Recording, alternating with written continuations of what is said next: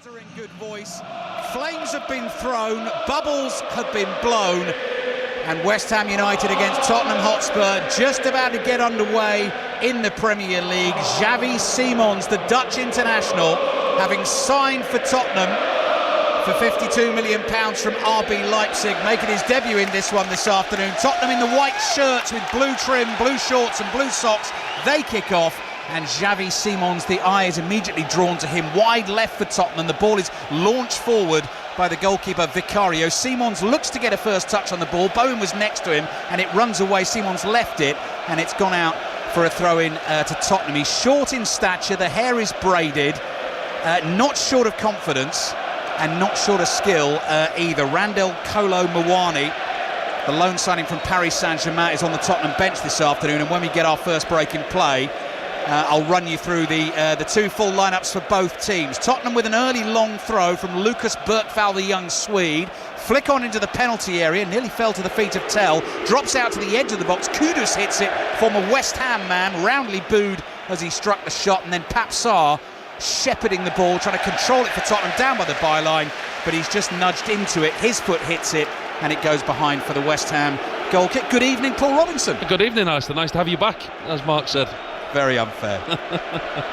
You and I have already done a game together this season. We have. There's a few more people inside this stadium than the previous game we did, though, isn't there? That's right, yeah, we did the League Cup tie. Sheffield Wednesday, famous win actually. Famous win on penalties against Leeds in the League Cup. That was a couple of weeks ago. This is West Ham Tottenham. Bergvall with the bright blonde hair wins a header for Tottenham.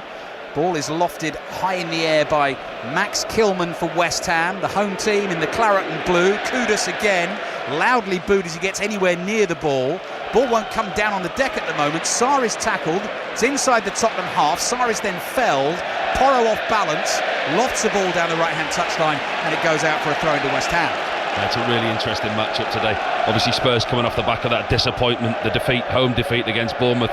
West Ham with a stunning away win against Nottingham Forest. I don't think many people saw coming after a really poor start to the season. They'll be looking to continue after the back of that result. Here comes Kudus down the right-hand side. Couple of seasons at West Ham, 80 appearances, 19 goals. Now playing his club football for Tottenham. He's been tackled and Tottenham get the throw. So one change for West Ham from the win that Paul mentions at Nottingham Forest before the international break. Crescencio Somerville came off the bench in the 82nd minute in that game, got an assist, won a penalty, and they won it by 3-0. So he starts today with Nicholas Füllkrug on the bench. Tottenham ball forward, nodded down to the feet of Souček. Souček under pressure, and he does win a throw for his team. So West Ham have Mads Hermansen in goal, Kyle Walker-Peters as the right back in the back four, El Hadji Malik Diouf on the left, Mavropanos and Kilman the two centre-backs, Ward-Prowse and Souček in front of them, then Somerville, Paquetá, Mateus Fernandes, the summer signing from Southampton, and Jared Bowen as the centre-forward. West Ham breaking away down the right with Souček, slightly clumsy there. He's committed the foul on João Palhinha, and Tottenham get the free kick, which they take quickly and play across to the goalkeeper Vicario. 3 minutes in, 5 Live and BBC Sounds, West Ham 0, Tottenham 0. A really important match for both teams, really, after the start of the season that they both had. As I say, Tottenham looking to avert that defeat that they had, but West Ham, I think Graham Potter's under a lot of pressure, isn't he, when you look at his recent record? 21 Premier League games, only 6 wins to his name, a win percentage of less than 25% in the league. Especially a poor record here. They're going to want to get the fans on side sooner rather than later. Hermansen's clearance, the West Ham keeper's gone straight out of play. Throw into Tottenham right under the nose of Thomas Frank, who's gone casual for this one, all in black trousers, black long sleeve jumper, but the sleeves rolled up to the elbow. His arms are crossed as Christian Romero gets on the ball. So 3 changes for Tottenham from the home defeat against Bournemouth. Lucas Bergvall into the midfield for Rodrigo Bentancur. He played 180 minutes of international football during the break and was actually playing for Uruguay away to Chile in the early hours of Wednesday morning as West Ham looked to get Somerville away down the left-hand side, but the pass is beyond him and it goes through to Vicario. Matthias Tell gets a first start of the season. Brennan Johnson's on the bench, Richarlison on the bench as well. Xavi Simons, we've already mentioned, in from the start and making his debut. So Vicario in goal. Familiar back four, Porro, Romero, Van der Ven and Jed Spence, who of course made his England debut. Paul Robinson was there, away to Serbia on Tuesday night. Simons chasing the long ball down the inside left channel, gets away from him, and it goes behind for the West Ham goal kick. Papsar, João Palhinha, Lucas Bergvall, and then Simons, Kudus and Matthias Tell for Tottenham. Just looking at West Ham, the way that they're lining up, Jared Bowen on the right hand side, we wondered who would play down the middle. Bowen, Paquetá, they look to have an interchange going on. Paquetá will drop in that number 10 role. He's got number 10 on his back and he will play there. Jared Bowen seemingly on the right hand side, allowed to cut in. 5 minutes in, great noise inside the stadium. West Ham 0, Tottenham 0. Let's bring you a racing update from John Hunt. Been an extraordinary good afternoon for trainer Aidan O'Brien. 2 hours ago, Ali, he won the St Ledger at Doncaster with Scandinavia, and just a few moments ago also picked up the big race in Ireland, the Irish Champion Stakes, with the favourite Delacroix, who was easily too strong for the two British runners, and Matt second and Royal Champion in third. Aidan O'Brien taking this Saturday afternoon by storm in Ireland and in South Yorkshire. Thank you, John. John always interested in the West Ham scoreline. 0-0 at the moment, 5.5 minutes into the first half, and the ball is inside the West Ham half.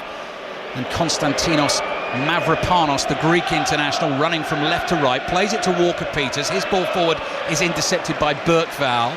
Fernandez makes a tackle, picks himself up for West Ham, and Walker-Peters gets on the ball and suddenly shoots forward to the edge of the penalty area. Bowen to his right, lays it off to the edge of the box. Fernandez's first time cross was an interesting idea. He got a bit too much on it, has stayed in place. Somerville is there, collects it by the dead ball line. Little 1-2 with Paquetá. Somerville rolls the ball under the studs of his right boot. Paquetá involved again. Diouf with the cross from the left. Oh, just over Bowen's head, and Tottenham managed to head it away to the edge of the penalty area, and Walker-Peters plays back towards the halfway line. That was a decent chance for West Ham, and you can tell by the home fans, the noise in the background. Diouf getting forward on the left-hand side. He whips a really good cross right across Tottenham's 6-yard box. Everybody misses it. Van der Ven manages to get a little flick out the danger zone, but Bowen was almost in. Good start from the home side. James Ward-Prowse very nearly let the ball get away from him there, but the Tottenham defenders are being pressed again. Diouf dummies the cross from the dead ball line, plays it back to Paquetá. Right-footed swinging cross beyond Bowen at the far post, bounces twice and behind for the goal kick. But the West Ham fans are on their feet and applauding the attacking ambition from their team early in this game. 0-0. That's a brilliant piece of skill from Diouf, the new left-back. Takes Pedro Porro all the way to the touchline. Cruyff turn. Pedro Porro's over in the far right-hand corner of the stadium. He just bought a ticket to get back in. It was a brilliant piece of skill from Diouf, and again across into the box. Vicario, Tottenham's goalkeeper, electric blue goalkeeping outfit, plays out from the back. Kudus on the ball, wide on the right for Tottenham. Not put off by the boos, does well, controls it, fires it across field to Jed Spence. Graham Potter appeals for handball, and eventually the referee Jared Gillett agrees, blows the whistle and gives the free kick to West Ham. And of course today, for the first time in almost quarter of a century, it is a Daniel Levy-less Tottenham, because he is no longer chairman of the football club. That has happened in between Premier League fixtures, first time in a very long time. And here are Tottenham, and the new signing Simons gets on the ball with a bit of space to work with as well. He's got Souček backpedaling, he's brought it infield, he's found the pass to Bergvall, laid off to Sarr, quickly across to Porro, couple of touches, thought about the shot, just pushed it too far ahead of him. It's run to Kudus, and Kudus takes on Somerville, beats him, gets the cross in, he's tackled, and Tottenham win the corner. And Kudus is going to be tested by the West Ham fans here this afternoon, but he's actually started pretty well for Tottenham. Well, I think our listeners will certainly know when Kudus has got the ball. He's over in the far right-hand corner now, just about to take a corner. There's a lot of arms flailing and noises towards his direction. He's certainly he's not welcome back at the moment, is he? No, and you can hear that loud and clear wherever you're listening to us this afternoon. 5 Live and BBC Sounds. West Ham 0, Tottenham 0. Brought you commentary of Everton 0, Villa 0 on 5 Live at 3 o'clock. Here comes the corner, in swinger, Mavropanos up well. Massive roar as he heads the ball clear. Simons collects, plays back to the halfway line. Spence can't do too much with that. Back it goes to Vicario. Vicario closed down by Ward-Prowse, plays it out to the left-hand side, and Simons again goes back to the Tottenham goalkeeper. We also had Newcastle 1, Wolves 0 in full on Sports Extra for you this afternoon. Kudus, brilliant first touch inside the West Ham area, takes on Bowen back there in the left back position. Cross hits the defender Kilman, another cross comes in, Mavropanos is there, another good header away, then the flag goes up for an offside, and that is going to be a free kick for West Ham. Trying the Super League, Matt Newsom. Yeah, and it's gone completely against the form book, really. Wakefield Trinity at home to the would-be league leader Shield winners Hull KR, and they are 6 points to nil to the good. Kick was fumbled. Jake Truman was on hand and touched it down. 6 points to nil.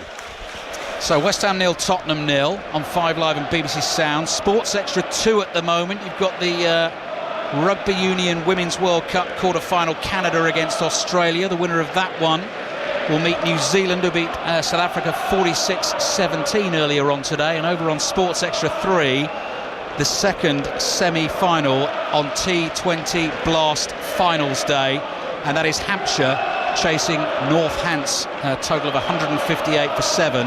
And if they get there, they will play Somerset in the final on Sports Extra tonight. 10 minutes in, first half, 0-0. Tottenham goal kick, and Van der Ven plays it short to Vicario. Vicario takes a couple of touches, edge of the 6-yard box, out to Van der Ven on the left. Van der Ven fires a low pass forward, intercepted, but it comes off Soucek's boot and runs to Spence. Little step over from Spence in the left back position, flicks it inside to Birkval, back to Spence, he's tackled.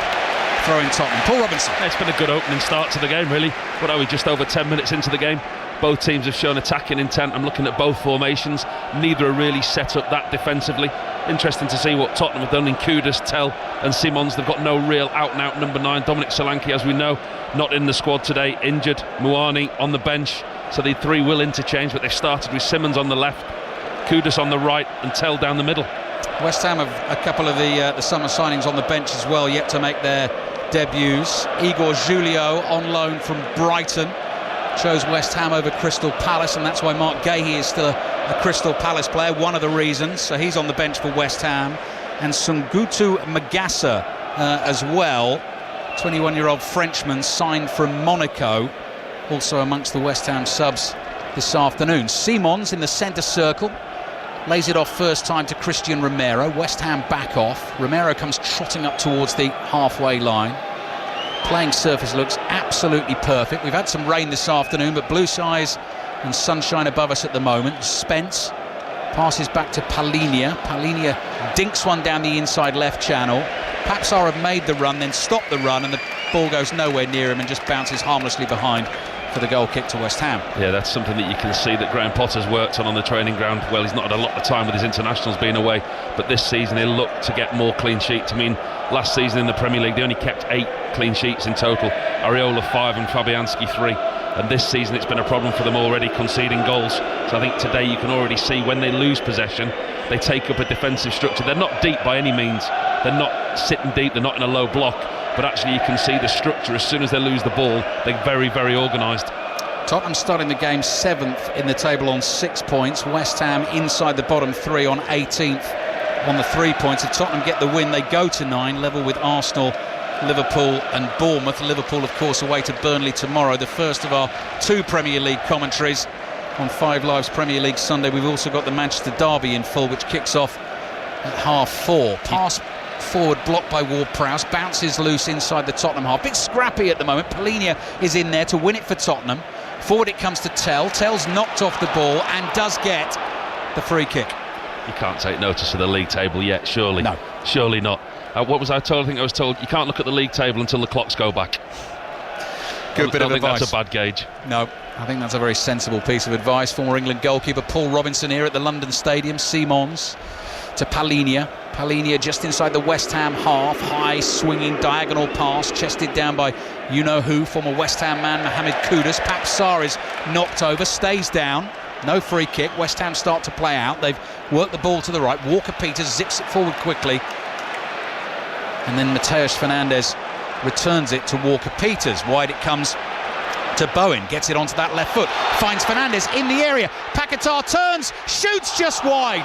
No pace on the shot, but Vicario stood there watching, and it very nearly found the bottom corner, and the build-up was beautiful. Oh, they should be 1-0 up, West Ham. Superb piece of play down this right-hand side. The relationship between Kyle Walker-Peters, Matthias Fernandes and Jared Bowen, the interchange, the quickness, the speed, the 1-2s around the edge of the box. The ball was played into Fernandes, who in turn found Paquetá. He had all the time in the world. He sells Pedro Porro a dummy, tries to drag it into the bottom left-hand corner of Vicario's goal, and West Ham should be 1-0 up. A great opportunity.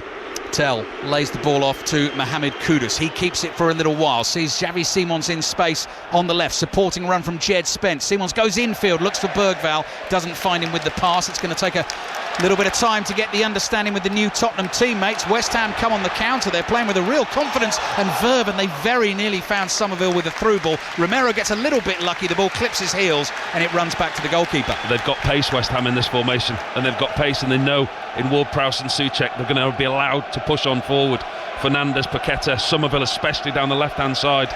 They know that they've got that security blanket of the two holding midfielders which have allowed them to break, and they're on it once again. Quite an invigorating start to the game. Good atmosphere inside the stadium as well. Bowen. Short pass from Walker-Peters. Bowen slightly overruns it. Van der Ven nips in quickly, puts his body in the way, knocks it out for a throw-in to West Ham, who lost on the opening weekend 3-0 away to Sunderland, then thumped here 5-1 by Chelsea. Got the crucial win away to Nottingham Forest, and referee Jared Gillett at the moment is just having a word. Is that with Mavropanos or is that Kilman he's talking to there? Well, that far away, I think it's Kilman, isn't it? It's Kilman, isn't it? Yeah, he stopped the play, didn't he? He just went and had a word with him for some reason. He seemed to be mimicking, maybe just there was a little bit of chat off the ball. I'm not sure, but anyway, he's had the word. Players back underway. 15 minutes in. West Ham 0, Tottenham 0. Somerville in the bright orange boots. Juve makes the run on the outside. Another good ball in beyond Bowen. And Fernandes appears at the far post. The ball just sort of hits him on the right foot. He couldn't control it, and the chance goes away. 3 brilliant crosses already from Diouf on the left-hand side. The new left-back, 20-year-old Senegalese international, proves to be a really good signing thus far into the season for West Ham against Nottingham Forest last week. He was excellent, and today already, 16 minutes into the game, 3 really dangerous crosses whipped across that Tottenham 6-yard box. Last 3 games at this stadium in the Premier League between these two teams have finished 1-1. Tottenham haven't won here since November 2019. They won 3-2 in Jose Mourinho's first game in charge back in 2019. They've had 6 managers since then. Ryan Mason, Nuno Espirito Santo, Antonio Conte, Christian Stellini, Ange Postecoglou, and now Thomas Frank, the man in charge. Clever step over by Bergvall. The ball runs to Polinia. Sarr's got a lot of space here for Tottenham. Goes running across the field to the right. And Kudus is hanging out there on the touchline wide on the right. Gets the ball back to Sarr, and back it comes to Romero. Again across to Van der Ven. Perhaps Sarr in goal-scoring form in the international break for Senegal as this crossfield pass finds Simons. Simons stops for a second. Stands Walker-Peters up, runs away from him, edge of the area, hits the right-footed shot, took a deflection off Kilman. That's going to be a Spurs corner. Seen him do that so many times, Simons, in his time at PSV, PSG, and more so Leipzig. Cuts in off the left-hand side on his right foot. Looks to curl it into the far left-hand corner with the inside of his right boot. Good header in front of his goalkeeper by Max Kilman. Deflects it away for a corner. West Ham fans having a bit of fun with Mohamed Kudus, who didn't realise where the match ball was. He was then told to go and pick one up, a replacement ball sitting on top of the plastic cone. They are giving him absolutely heaps here. Mohamed Kudus. They're quite a long way away from him. I was going to say, can you imagine this at Upton Park? Yeah. That would not be pleasant over there by the chicken run. 18 minutes into the first half. Referee Jared Gillett's had another word, so the assistant referee just standing in front of the ball here.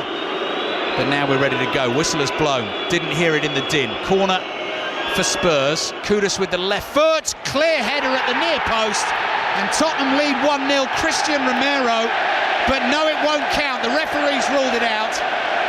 On the pitch, spotted an infringement in the penalty area. It seemed almost too easy because Romero was standing there at the near post 6 yards out. The ball landed on his head. He's complaining that the goal should stand. But no, 0-0. Yeah, VAR will check the decision. As you say, it looked for all the world that Romero, he found acres of space. Looking at the replay, Kyle Walker-Peters is the one who's ended up on the floor in the middle of the 6-yard box. Romero ends up with a free header between him and Van der Ven. Walker-Peters ends up on the floor. In all honesty, there is a coming together. There doesn't look to be a lot there, but the referee's given that on the pitch, so I don't think that will get overturned. Van der Ven, Romero, Walker-Peters ends up on the floor. Romero's the one who made the last contact, and he put the ball in the back of the net. Yeah, Walker-Peters to me is doing as much fouling there as being fouled, and I think that's the point Christian Romero is making. So the VAR check goes on. Jared Gillett blows his whistle and says no goal. Decision on the pitch stands full time. in the Women's World Cup Rugby Union quarter-final, Canada-Australia, Maz Faruqi. And the former England captain Joe Yapp's time in charge of Australia ends in a big defeat in the quarter-finals to the second-ranked team in the world. Canada with 7 tries. This win for them that sets up a semi-final here on Friday night against the holders New Zealand. Never in doubt, it was emphatic. Canada winning 46 points to 5. So Canada-New Zealand will be one semi-final. The other semi-final will be decided tomorrow. France-Ireland on Sports Extra 2 from 12:30.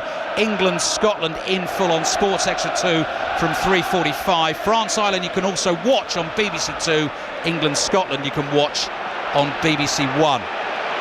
2 quarter-finals playing for a place in the semi-final of the Women's Rugby Union World Cup. Tottenham's goal ruled out. Now they've got defending to do, and that was Van der Ven at full speed, came steaming back to make the sliding challenge on Bowen. The ball's gone out for a throw to West Ham. Tottenham player just picking himself up to his feet. It's Matthias Tell who's hobbling back into the action to try and help his team out with some defending here, and West Ham knocking it around inside the Tottenham half. Kilman plays it out to the left to Diouf. Diouf knocks it past his man, gets a low cross in this time. Blocked by Romero at the near post, behind for the West Ham corner. Lots going on in this game. Brilliant from Diouf again. A real threat down that left-hand side. He's got the beating of Pedro Porro at the moment. You can't handle him. That's twice, 3 times now he's got the better of him. Got the ball into the box, and again he's won a corner for his team. Tottenham will feel hard done to, that goal been ruled out. That's one of those that the referee give the decision on the pitch. Wasn't enough to overturn it. If he'd have given the goal, likewise, I don't think it would have been overturned. No, I agree with you, Paul. Have a look. Match of the day, BBC 1 at 10:50 tonight. Carl Walker-Peters and West Ham possibly a little fortunate there. Ward-Prowse goes short with the corner, gets it back from Somerville. Now gets a cross in, high lofted one to the far post. Souček nods it back across goal, too close to Vicario, who dives forward and lands on the ball, picks it up and sprints out to the edge of the area. So he's got 8 seconds, but the 8 seconds don't start because Mateus Fernandes is standing in his way. So Vicario gets leniency there. In fact, a free kick is given because Fernandes stood there, and Tottenham are able to play out.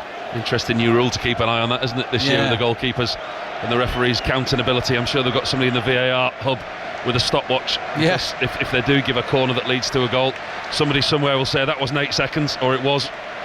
Just see Thomas Frank in conversation with the 4th official, still in conversation with Robert Jones. I'm sure that is about the Tottenham goal that has been disallowed. We are midway through the first half, and it's still West Ham 0, Tottenham 0. Well, it's taken Thomas Frank all that time to get from the touchline back to his dugout to watch the incident and then get back to the pitch. It's a long way, isn't it? It's good 20 yards out to the edge of the pitch from the benches here. Oh, Somerville, clumsy challenge by Pap Sargis. He tried to hit the brakes there, couldn't stop, went thundering into the back of Somerville. And so West Ham quite rightly get the free kick. 6:06 as ever tonight after the football. So after this game finishes, Roman Kemp and Chris Sutton taking the calls. Usual number to dial is 08085 909 693. Rangers 0, Hearts 2 is certainly a scoreline which stands out today. Rangers are 10th out of 12 teams in the Scottish Premiership, sitting on 4 points at the moment. So that's something to discuss on 6:06 tonight, but plenty more as well. West Ham 0, Tottenham 0. Throw in Tottenham. Jed Spence gets ready to take. What have you spotted, Paul? You're looking at the goal again. Yeah, they're just showing the replay in the stadium again, and it was actually Van der Ven on Fernandes, Matthias Fernandes. Just puts a little hand to his throat before the incident. I mean, there is a lot going on, and like you say, watch it on Match of the Day and rewind it and keep watching it yourself and make your own decision.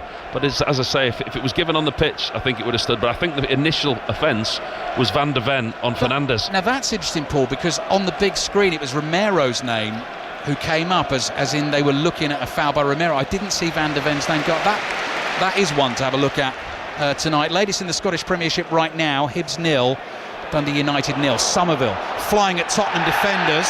Rash challenge, advantage played though. Paquetá nearly rolled it into the feet of Mateus Fernandes, edge of the box. Hurried clearance away by Sarr, only as far as Walker-Peters. Walker-Peters makes a little run, cross comes in. Paquetá's down inside the penalty area. Tottenham clear it for now. Souček is there. Relentless pressure from West Ham. They've got the bit between their teeth. Playing the back 4 again, which they went to against Nottingham Forest with some success. Mateus Fernandes dummies across this time, plays it back to Walker-Peters on the right, and Simons sticks out a right leg, gets a boot on the ball, and it goes out for a throw into West Ham. They're getting real joy in the wide areas, West Ham. Spoke about Diouf on the left-hand side. the understanding between Walker-Peters, Fernandes and Bowen down this right-hand side, the pace and the speed that they attack at. Tottenham struggled with that. They've defended very narrow, the Tottenham back four. When they're out of possession, Porro and Spence tuck in and make it a very narrow back four, almost the width of the 18-yard box, and that's where West Ham have had most of the joy, both down the left and the right-hand side. They've got real pace. 20 minutes remaining in the first half on 5 Live and BBC Sounds. You're not missing any football at the moment because Matthias Tell is struggling again. He was down on the floor for a bit, seems to be hobbling on his right leg. He's going to continue, doesn't need treatment at the moment. Plenty of the Tottenham coaching staff, including Thomas Franke, up and surrounding the fourth official again.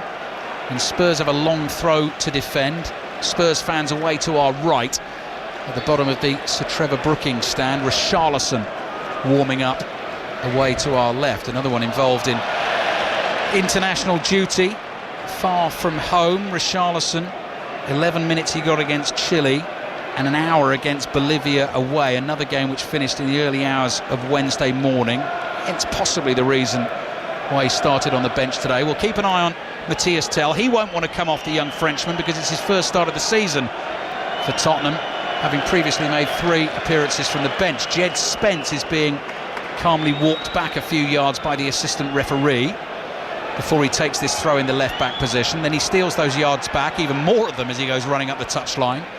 Tell wins the header, nods it infield. Ward-Prowse is there, knocks a little header down to Kilman, and Kilman side-foots a pass back to Hermansen. Plays up the middle of the pitch to Ward-Prowse. Meaty low pass to Kilman, which he nearly miscontrolled. Not the best ball to Walker-Peters. And West Ham eventually cannot keep that in play. And Mateus Fernandes nearly goes running into Thomas Frank, who gives him a hearty pat on the back, says don't worry about that, Tottenham will take the throw. It's been an impressive opening 25 minutes from the home side. The cohesion, the pressing as a team. Quite often I've watched West Ham and they've been disjointed. You know, the attack and defence have been separated. The pitch has looked huge, but actually now they're working as a team. Paqueta, Bowen, they're leading the press at the top. Somerville tucking in when he needs to, and the defence are a lot higher up the pitch and they're not giving Tottenham any space. Tottenham have struggled to settle. Spence plays down the left and keeps going. Jed Spence gets away from his man outside of his right foot. Clever little cross, but it's too close to Mads Hermansen. Message up on the screen: referee's call of no goal, checked and confirmed by VAR, with it deemed that Van de Ven, well done Paul Robinson, pushed Walker-Peters in the back and impacted his ability to play the ball. That is the reason that the goal was ruled out, and it remains West Ham 0, Tottenham 0. Romero across, intercepts the pass forward and plays back to Vicario. Diouf continues the chase, puts the Tottenham keeper under pressure. He gets it out to Van de Ven, plays it up the left-hand side to Spence. His pass forward blocked by Paquetá. Spence sticks out a leg, makes a challenge. Tottenham get the throw. Let's check in on that second semi-final then. T20 Blast Finals Day at Edgbaston. Hampshire chasing the Northants total. Here's Atif Nawaz. Well, Hampshire are closing in on victory here at Edgbaston. They need 42 more to win from the 31 balls remaining. Chris Lynn is going strong. He's on 75 of 41. The winner plays Somerset in tonight's final.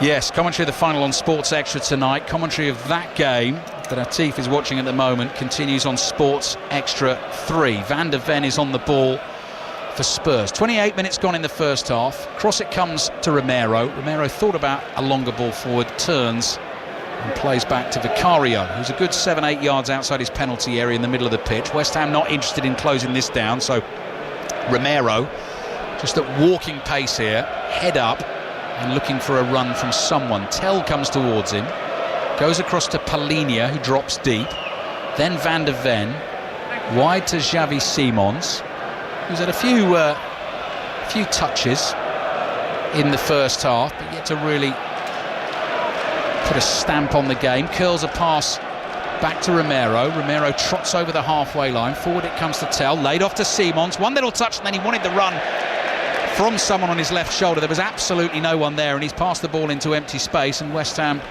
should be able to get it away down the right. They've won themselves a throw. Well, it would have been himself, wouldn't it, Simons? That's exactly what he's done. He's cut inside and he's played a blind ball into the left flank, exactly where he would have been occupying, but nobody read his mind. Jed Spence hadn't made the run forward and Tell was down the middle. Without playing with a recognised number 9, you know, they don't look as fluid. They look in possession they're starting to take a little bit of a foothold in the game now, Tottenham, but actually as an out ball with the three of them, neither of them look like they've got that presence as an out and out number 9. Long ball downfield, headed away by Kilman. Kudus was challenging for that. A stooping Romero, almost in limbo position there, bends his back and chests the ball down. Finds Spence on the left. Here's Bergvall, who turns and passes back to Romero again. Romero bobbles a pass towards Bergvall, who hooks it over his left shoulder. Did that without looking, but knew Spence was going to be there, and Spence is onto it. 3 yards short of the byline. Bergvall makes the run on the outside, takes a touch, then lays it back to the edge of the box. Simons trying to bring it under control, forced away from goal, comes across to Porro's cross to the far post beyond Bergvall, and behind it goes for the goal kick to West Ham. Exactly half an hour played. West Ham 0, Spurs 0. That was a super piece of play from Bergvall. Jed Spence played him in behind the defender, Walker-Peters, and you just thought he was going to take the cross on first time, but he knows he's in the box. Walker-Peters can't touch him. He has an extra touch, reverses it out to the edge of the box to Simons. Ball comes to Porro, cross back into the box, ends up coming to nothing. But better forward thinking from Tottenham. Goal kick then for West Ham. Mads Hermansen yet to be tested by Tottenham in the first half. He's hooked that one away to the left. Porro heads it forward. Tell will give chase. Kilman will beat him to the ball easily. Plays back to Hermansen.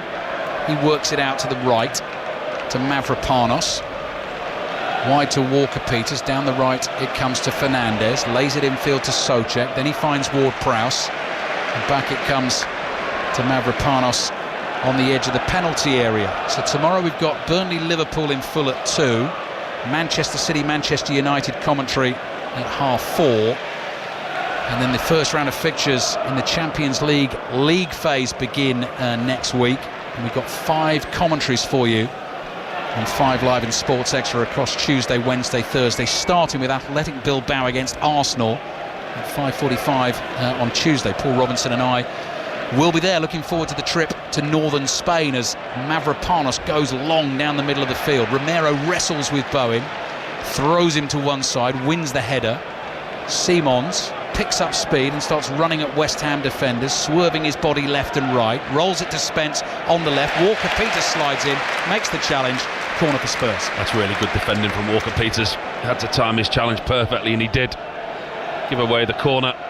But if Simons had the touch around him, he was in, there was a lot more danger. Really well defended. He's quick, Walker-Peters, he's clever, isn't he? He's intelligent, reads the game extremely well, and I think that was a very, very intelligent signing from West Ham this window. Corner then for Tottenham, which Xavi Simons is waiting to take. 4 white-shirted players waiting, hands on hips, beyond the far post. Mads Hermansen is firmly ensconced on his line. Simons kills it into the near post though. Bowen heads it away. Somerville jumps, flicks a header further from goal, and then ball is given away by Spence. What can West Ham do with this? They can play it forward to Somerville, who tries to get it out to Ward-Prowse quickly on the right-hand side. He's really got to go some to keep it in. He can't quite do that. And that's going to be a throw into Spurs, level with the penalty spot on the left. Look to break quickly there, West Ham defending their own 6-yard box. It's a tactic that Tottenham have used every time that they've got a corner in this game. They know that West Ham are susceptible from corners, and Tottenham have certainly tried to exploit that. They've whipped every single one underneath the crossbar. West Ham have conceded the most goals from corners this season, 4 in 3 games. Free kick Tottenham this time. Simons fouled in the left back position, picks himself up and takes it straight away. So we've got 12 minutes remaining in the first half. West Ham 0, Tottenham 0. Christian Romero has had the ball in the net for Tottenham. Ruled out for a foul as the corner came in. A Van de Ven contact with Kyle Walker-Peters. People will watch for themselves on Match of the Day tonight, 10:50 on BBC One. Bottom line, Paul, do you think the goal should have stood? It's difficult. I think there was an infringement in there, in all honesty, and I think depending on which side of the fence you sit on, the referee's decision on the field. But we've been told this year there's going to be more tolerance, haven't we, regarding that? Would that have been given as a foul in the middle of the pitch and a free kick given? Possibly not. Tottenham have another corner. Didn't answer your question, did I? No, I think the goal should have been given. Politician's answer. But he's actually a goalkeeper, former England goalkeeper Paul Robinson. Here's the Tottenham corner, curling one to the back post, and it's Souček who leaps and nods it backwards behind the dead ball line and it'll be another Spurs corner, 0-0. You can see that West Ham, it's been an issue for them defending corners. The stat I just said about the amount that they've conceded this season, the organisation in there, the voices in there, Mavropanos, Kilman, the goalkeeper as well. You can see they're trying to get organised. There's a mixture of defending space and marking man-to-man, but every single corner that Tottenham have had, they've whipped it into that 6-yard box, packed it full of bodies. Well, at the moment, the referee, Jared Gillett, is chatting to the two captains, Jarrod Bowen and Christian Romero, and I think West Ham making complaints about what's going on in the penalty area as Tottenham are taking their corners. And we're watching a replay of the latest one, and Van der Ven there is wrestling, is that with Paquetá, with Mateus Fernandes at the far post, and Tottenham making the point that possibly they should have had a penalty for that. Listen, it's ugly. I mean, when you're watching the replays, the referee stood on the spot, is 5 yards away from it, he's looking directly at the incident, but it's what we see week in and week out, isn't it? And we always say if you start giving penalties for that, one, it will stop it, but two, you'll get a lot of penalties first. Yeah, and it is something they said they were going to be tighter, stronger on this season. So Jared Gillett has had a word. Let's see when it happens next time. 0-0. Simons with the Tottenham corner, dangerous one for Hermansen, didn't get there. Ward-Prowse does get there for West Ham just in time with his left boot to clear. Porro's first time ball back in. Sarr chests it down just inside the area on the left. Back it comes to Simons, another cross into the far post beyond everyone. Kudus was stretching, couldn't get a head on it, and it goes behind for the goal kick. Another try in the Super League, Matt Newsom. Yeah, and Hull KR's League Leaders Shield champagne will stay on ice as it stands. Wakefield 20-0 up, tries from Mason Lino and Max Jowett putting the home side in control, and a big boost for their playoff hopes. Wakefield 20, Hull KR 0. So goal kick West Ham, Dundee United 1-0 up away to Hibs. 20 minutes gone in the first half of that one, which kicked off at 5:45. Lines opening for 6:06 shortly. There is another Premier League game to be played tonight. You'll get updates of it as Roman Kemp and Chris Sutton take your calls on 6:06 tonight. That is Brentford against Chelsea. Lots and lots of football in the capital city this afternoon. Very busy on the football front as Porro clears, stretching first time control from Kudus. Deserved applause, not boos. He did really well to keep the move going for Tottenham. Sarr with a little back heel and turn, finds Kudus wide on the right, crosses in with his left boot. Tell jumps, headed behind by Mavropanos, and that will be a corner for Spurs. Before they take that, let's check in on the cricket again. Atif Nawaz. Well, Chrislin is in a hurry to get Hampshire over the line. He's just hit 5 sixes in 5 balls to go to his century. He's on 108 not out of 50 balls. Hampshire need 8 more runs from 19 balls. Surely a formality from this point. So they'll go through to the final and face Somerset in just under an hour's time. 5 sixes in 5 balls is Phil Salt-esque. Somerset waiting in the final, as Atif says. Cross in from Porro. Get her over from close range. Angle was difficult for Pap Sarr, but it's gone behind, took another touch of a West Ham player, and it's gone behind for another corner. And these corners are proving mighty difficult for West Ham to defend. I tell you what, that's a wonderful block from, it looks like Max Kilman's just got in front of Pap Sarr. Pap Sarr, for all the world, looks like he should score, but I think Max Kilman just gets a touch in front of him. Short corner played, Porro whips it into the near post. These are causing West Ham all kinds of problems, the deliveries into the box. 8 minutes remaining in the first half. Lots of West Ham presence at the near post. The ball is floated over those defenders. Souček heads it straight up in the air. Somerville's underneath it. Volleys it away as he's falling down. Porro just chips the ball back into the penalty area. Bergvall challenges Bowen. Bounces off Bowen, then Bowen goes down. All he was waiting for there was a touch from Bergvall behind him, and he was going to go down. Bergvall bought it, and Jarrod Bowen wins the free kick. You don't need to explain that, do we? All of our listeners can exactly envisage what's just gone on. Jarrod Bowen runs into his own corner, Bergvall behind him, taking a tumble right in front of the assistant on the far side. Bergvall, so frustrated, goes to the assistant to plead his case. I hardly touched him, I didn't touch him. Yes, but you know what he's doing, you know what's coming. Just leave him, don't touch him. West Ham 0, Tottenham 0. Tottenham, of course, in Champions League action in midweek. We'll have commentary on their game at home against Villarreal on Tuesday night at 8 o'clock. Wednesday night, we're in Munich for Bayern against Chelsea. Thursday night, 2 commentaries for you. Newcastle, Barcelona on 5 Live. Manchester City against Napoli on Sports Extra. That is the beauty of the BBC Sounds app. 5 Live, Sports Extra 2 and 3. Choice of listening all the way. Throw in for Tottenham. which Spence gets ready to take on the left, on the halfway line. A couple of 1-2s between him and Simons. The ball gets away from Simons, but Tottenham get lucky. It falls to Sarr.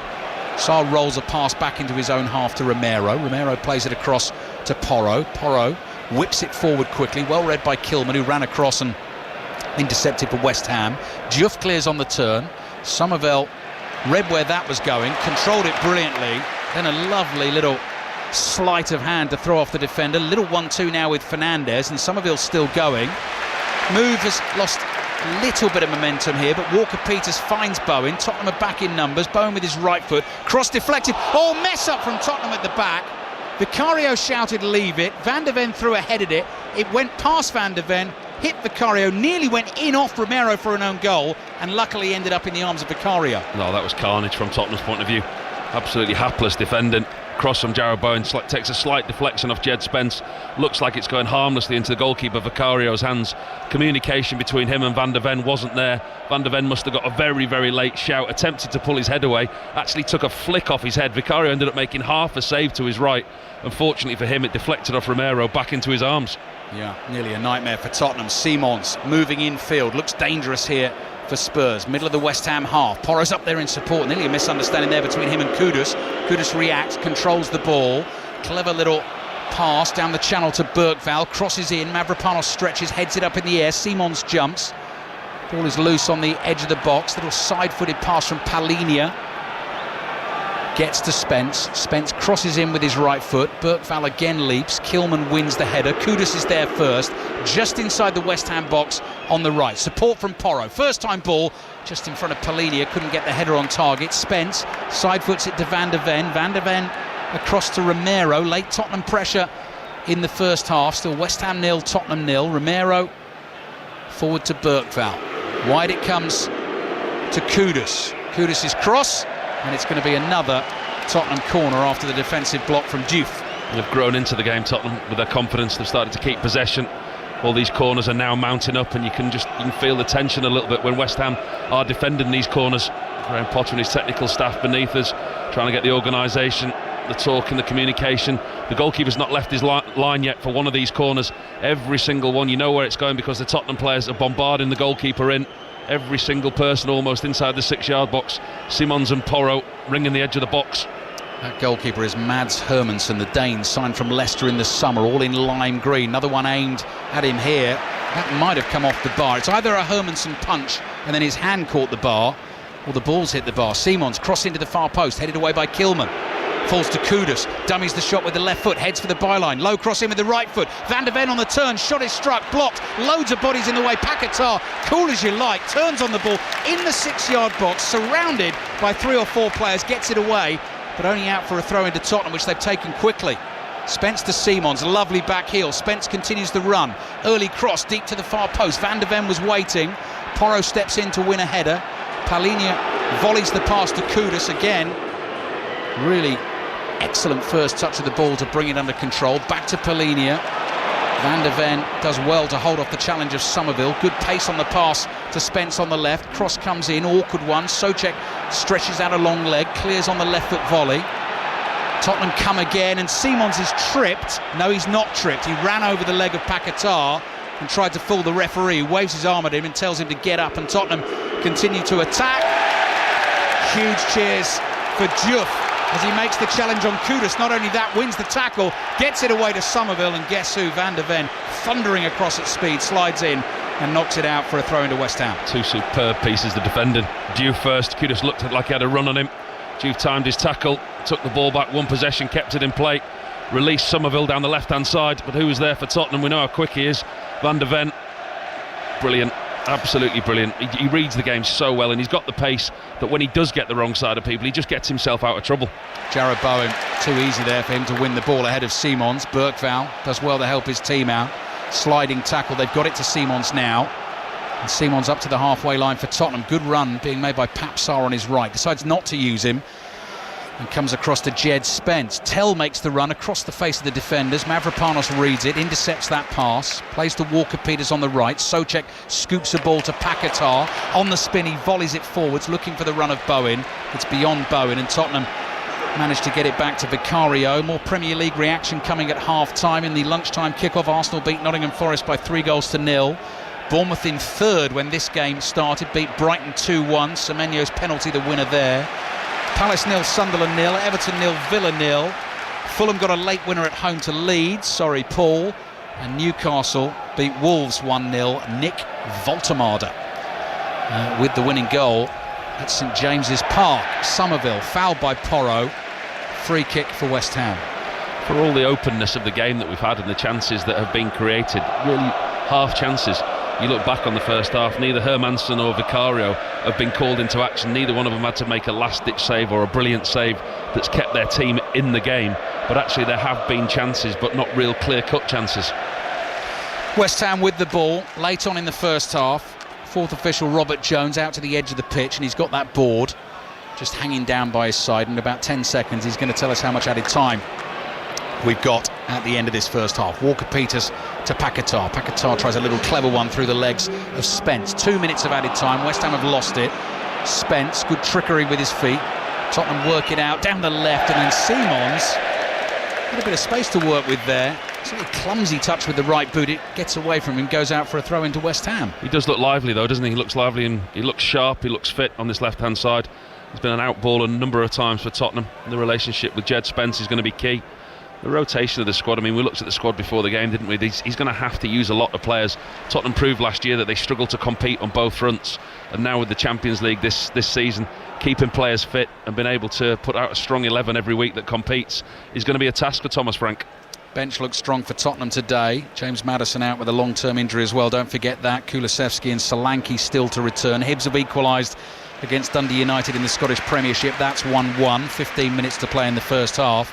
The Tottenham bench has Danso, Austrian international, Richarlison, who started the season well for Tottenham, Udogie, just on his way back from injury at the start of this season, Brennan Johnson, who's already scored a couple of goals this season, Odebear, Bentancur, Ben Davis and Kolo Muani, who's on loan from Paris Saint-Germain for Tottenham this season. Diouf, good strong run down the left. Somerville finds him. Diouf up against Porro. Trying to tease Porro there. Porro watched the ball all the way, blocks the little flick past him, and then Kudus plays it back to Porro. First time clearance into the chest of Tell. Runs here to Kudus. Kudus dribbling out of his own half, has the strength and the speed to hold on to the ball. Last 30 seconds of the first half, and here come the white shirts of Tottenham flooding forward down the left-hand side. Simons to Spence. Spence looking for the return ball to Simons. Two West Ham defenders there. Now that was a silly challenge by Mateus Fernandes, because it has given Tottenham a free kick right at the end of this first half, 3 yards up from the byline on the left. And again, they've caused problems with the corners. They'll do it with the free kick as well. I beg your pardon, it was Paquetá with the challenge, not Fernandes. Yeah, and it was a challenge that, as you say, it really wasn't needed. Tottenham were breaking from their own defensive half, and it was only Jed Spence and Simons that were up, and he had no support. Jed Spence, he was running the ball towards the corner. He actually looked to play the ball with the outside of his boot to try and play it off Paquetá to get at least the corner, and Paquetá lunged in and made a challenge. Spurs have got the opportunity right at the end of the half to put another dangerous ball under the crossbar. Jed Spence struggling from the challenge he's just received, so a delay at the end of this first half. Gets up to his feet, looks a little sore.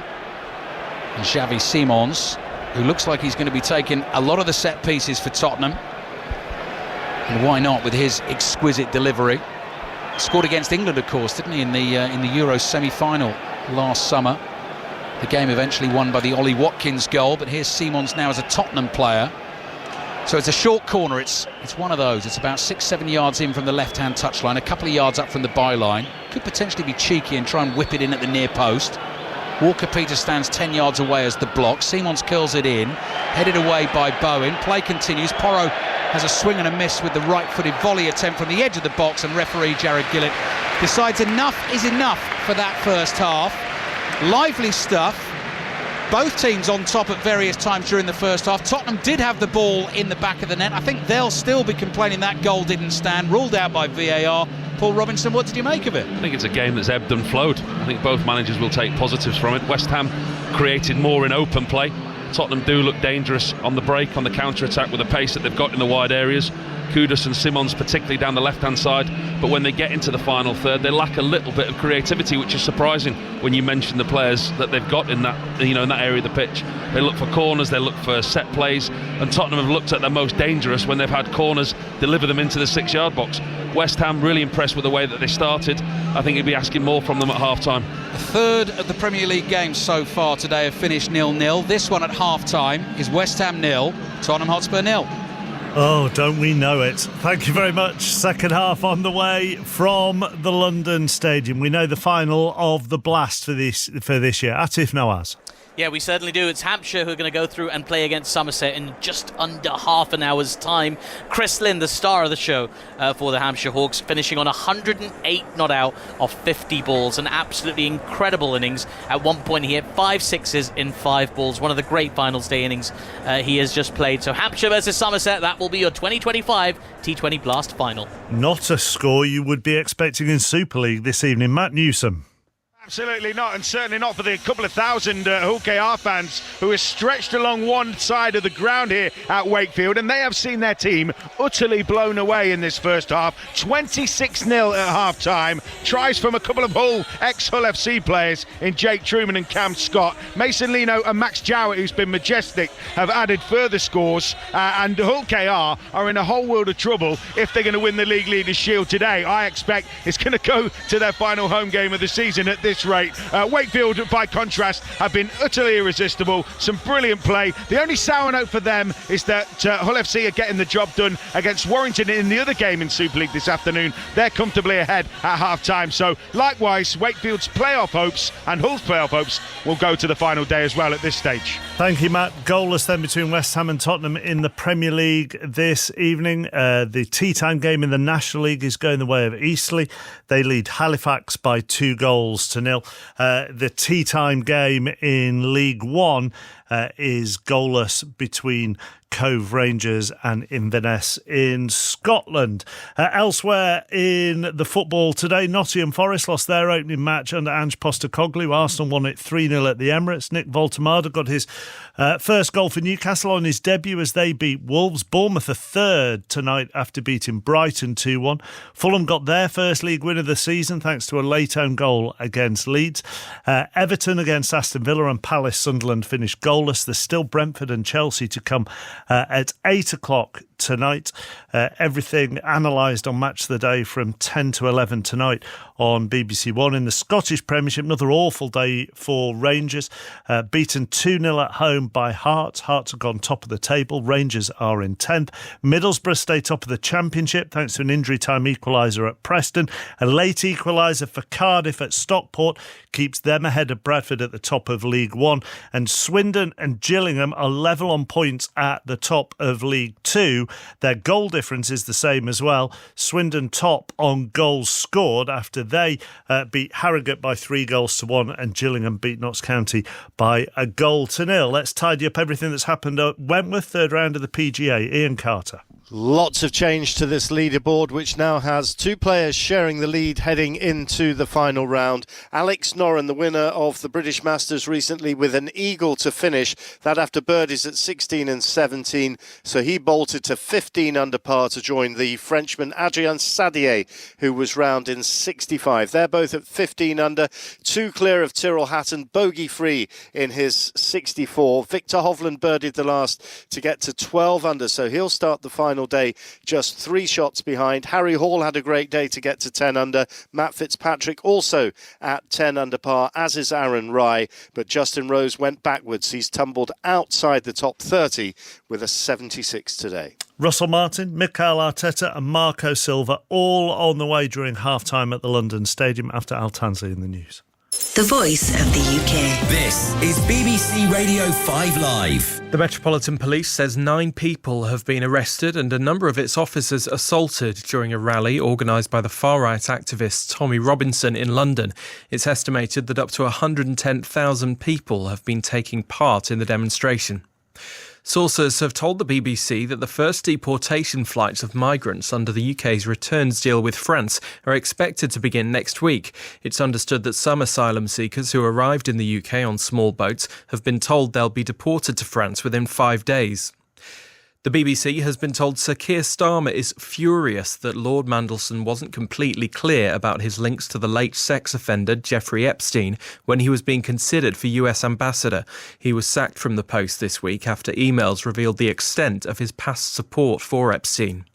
And the pharmaceutical firm AstraZeneca is pausing a £200 million investment in its research facility in Cambridge. The announcement comes days after the American company Merck abandoned plans for a £1 billion lab in London. He's scored goals, lifted trophies and broken records along the way. It's a day to remember for Wayne Rooney. And now he's got a podcast. Welcome to the Wayne Rooney Show. Wayne Rooney, Kate Hurd and me, Kelly Summers, break down the biggest stories in the Premier League and beyond. Plus, we'll hear the funniest, wildest and most outrageous stories from Wayne's career. I've never seen the manager go at someone like he did. No way someone's getting in, you just feel like saying, come on, leave him now. There's no way he could have played for Man United ever again. The Wayne Rooney Show. Listen on BBC Sounds. This is 5 Live Sports with Mark Chapman. Listen on BBC Sounds. Back to the London Stadium shortly, where it's West Ham 0, Tottenham 0. There is a tea-time game in the Scottish Premiership as well this evening. Hibs 1, Dundee United 1 as they approach half-time there. But the story of the day in Scotland is Rangers losing at home to Hearts. It continues their terrible start in the league. Hearts have gone top, by the way, with that win. But for Rangers, played 5, drawn 4, lost 1. They are 10th in the table this evening. Here's Russell Martin. There's just a lot of anxiety, a lot of difficulty managing expectation and feeling the weight of it. We've got so many players trying to feel their way into their Rangers career in a really difficult situation. I think the club's won 7 trophies in 15 years or whatever, 1 league title, so we're not coming into a place that is winning a lot and has real strong foundations. So there's been so much change, and I think everyone was aware of that in-house, about what that might look like, because change can be quite messy very often. And all football fans want to see is their team winning. How do you deal with what you were experiencing out there? Because it can't be easy. Yeah, it's not my job. Results is the only way to convince them. So my job is to concentrate on the players and the staff inside the building after a difficult afternoon, and to give them enough support to improve, enough detail to improve, enough courage to improve, and then results have to follow. So it's not going to be an easy journey for me to win favourite. It hasn't been from day one with a lot of people, but we'll keep working and make sure that it does. Do you feel the criticism and the level of it is unjustified, given how early it is and all the change that you've talked about? And also, does it hurt? Personally, no, because I don't know them and they don't know me. Professionally, obviously, it hurts a bit because no one sees how hard you work, but it is what it is. It's the job of being a football manager, so I want the team to win, we all do, and we'll work as hard as we can to get that. You've talked about the support that you've had from above all the way through since you came in. Are you absolutely certain that that's going to continue, given what they're witnessing around the stadium at the moment? We'll see. Russell Martin there speaking with Martin Dowden. Arsenal are top of the Premier League. They beat Nottingham Forest 3-0. Martin Zubimendi got 2 of the goals. Here's Mikel Arteta on him. First of all, I think the way he's connected immediately with everybody at the club, the players, the staff, the supporters, I think he shows authority. He's such a composure, such a presence in midfield, that he makes everybody better. That's his first quality. And after that, yeah, he's adding goals, he's a threat, or he's adding assists to his game, and that's something that he can develop. And he's that willing that he will do it because he's so good. Is that something you've needed? Obviously, I mean, you look at the team you've got now, if they're all fit, kind of leaders on the pitch, himself, Declan Rice, Martin Odegaard. That's exactly what we need, and players that take ownership, because today we will have to do that after 5 minutes to understand, to figure out what they wanted to do, what are the solutions that we had to apply in the ones that we worked on, and the more ownership they take, the better we're going to be. And you briefly mentioned Noni Madueke. mean, he's had a massive impact and he's been given his chance because Saka's been injured. Have you been surprised how well he's settled in? Yeah, and he's been playing as well when Bukayo was here, but in the other side, which he gives a different threat as well. And he's been superb, I think, with the national team as well. I think he was really good. He's in a really good momentum. That's what we need from players. Build momentum, very confident, in good physical state, good mental state, because the talent is there. John Southall with the questions. A late Leeds own goal in second half injury time gave Fulham their first league win of the season. Here's Marco Silva.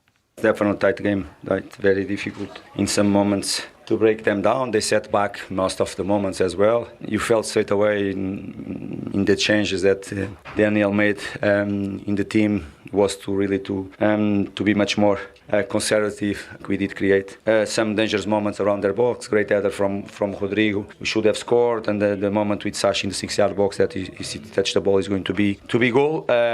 We didn't score in that moment, and of course I have to say that one goal in the last minute of the game, you have to be to feel a bit fortunate in that moment. It's clear. Is a nice feeling for us. Of course, it's a difficult feeling for Daniel and for the Leeds boys. Is part of the game, and but I think second half we push harder. We push a little bit more to try to get the result that you wanted. It was important for us to keep a clean sheet because you have to create this habit. We did it, and just because of that, we are able after to go and to try to win the game. Villa remain winless and goalless 4 games in, finished 0-0 at Everton. Emi Martinez back in goal for Unai Emery's side. Emiliano Martinez back. He played a fantastic match. I am so happy because he played in his best level and he helped us a lot today. Was that a difficult decision for you to make? Not really. Only was to speak with him and again to get balance and to try to understand everything happening in football. And then the present and the future for us is to be together and try to get emotions again together, try to get individually and collectively our challenges. Themselves, they have the challenge, the players, of course, Emiliano Martinez, but we need to compete, to play, perform. You have so many attacking options, some great players in forward positions. I suppose the $1 million question is, how have you found yourself 4 games in with no goals? It's not funny. It's not funny. But we are going to score goals. And I am worried, of course. But I know it's not only individual situation. We have to collectively help the strikers, help the wingers. We have to try to get again our structure. So being worried, I am positive because I know we will achieve again our capacity to have chances to score and getting it, the strikers and the wingers, the midfielder, they will score goals. Unai Emery with Gary Flintoff. Dundee United have scored on the stroke of half-time and they lead at Hibs by 2-1. Bournemouth are third in the Premier League this evening. They've beaten Brighton 2-1. The winner came from the penalty spot. Antoine Semenyo scored it. Here he is. It was pretty ugly. The manager did say at half-time that just get stuck into them. It's going to be ugly, but make sure when we got chances we finish. So we done that today and 3 points. Is this your audition to the manager to be the new penalty taker? Obviously, Justin Kluivert was on the bench. You obviously want to take it. You've scored. So, is that your role? Is that role yours now? I don't know. We'll just have to wait and see. I mean, if Justin's on the pitch, you'll probably take them, and we back him to score. But if I'm on, I'll take it. The start. Bournemouth's best ever after 4 games, the point tally that you currently have. Yeah. Probably goes without saying, but talk through the mood in the camp at the moment in terms of how well the results are going at the moment. Yeah, the mood in the camp is perfect. Everyone's buzzing to be around. Everyone's enjoying training leading up to a match day. So, I mean, can't ask for any more. Just have to keep going. So that's a nice positive story. You will definitely want Bournemouth fans. Chris Sutton, all the positives? Absolutely, sold the best 3 defenders. Third place, what a job Andoni Iraola is doing. Ange in at Nottingham Forest. Want to hear from Nottingham Forest fans. Difficult start, but are you happy with that appointment? Nick Voldemade, what a signing he looks from Newcastle. Alexander Isak has gone. Is he going to be that replacement? Worried about my old team, Aston Villa. Mark, not funny, not scoring goals. Unai Emery said. I recognise that sort of quote from part of my career. And I think it's the worst Villa start for 28 years or something like that. And Rangers, is it the end of the road for Russell Martin. Want to hear from Rangers fans? 08085 909 693. Then after 6:06, we've got boxing later on. Live commentary with Steve Bunce, part of our team. Sell the fight to me, Buncey, quickly. Sell it to you. 20,000 people outdoors, Windsor Park in Belfast. One fighter from Belfast fighting a guy from Limerick. They've met in March. It was a controversial ending. This is a rematch with Edge, but more than that, chappers, more than that, in front of the 20,000, there is a vacant world title up for grabs and history. First time two Irishmen have ever fought for a world title. Do I need another few seconds? Perfectly sold. Ball on the spot at the London Stadium. Ali.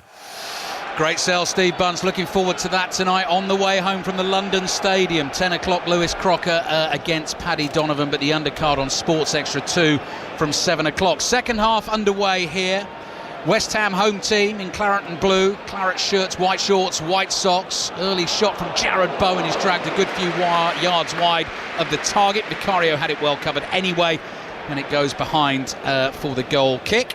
So let's get you through the two teams at the start of the second half very quickly. No changes made by either manager. Mads Hermansen is the West Ham keeper. Walker-Peters, Mavropanos, Kilman and Juff the back four. Ward-Prowse and Souček in front of them.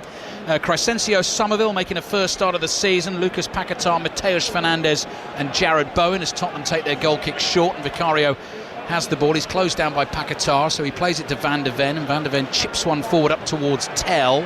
Jumps with Souček. The ball falls here to Lucas Bergvall, and Tottenham have a promising attack developing early in the second half. Spence with the cut back, blocked by Walker-Peters, and it goes behind for the corner. Tottenham have Vicario in goal, Porro, Romero, Van der Ven and Spence, Sarr, Polinia and Bergvall, Xavi Simons on debut, Mohamed Kudus and Matthias Tell, who's been playing as the centre forward. The furthest forward through the middle, Richarlison on the bench, so is Brennan Johnson, and so is Randall Kolo Muani on loan from Paris Saint-Germain for the rest of the season. So thoughts from Paul Robinson in a second. Lines are open for 6:06. Loads of fans still to come back to their seats at the start of the second half here as Simons takes the corner, in-swing, a far post, and it's headed in to the roof of the net by Pap Sarr.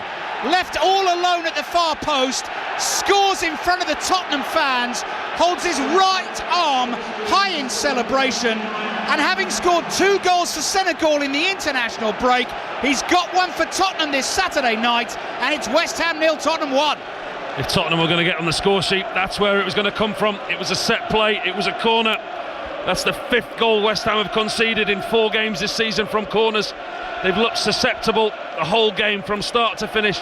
Every time that Tottenham get a corner kick, defensively they've looked nervous, they've looked unorganised, and Pap Sarr around the far post completely unorganised. It's a really simple corner routine. Watching the replay now, he stood level with the back 6-yard box on the line.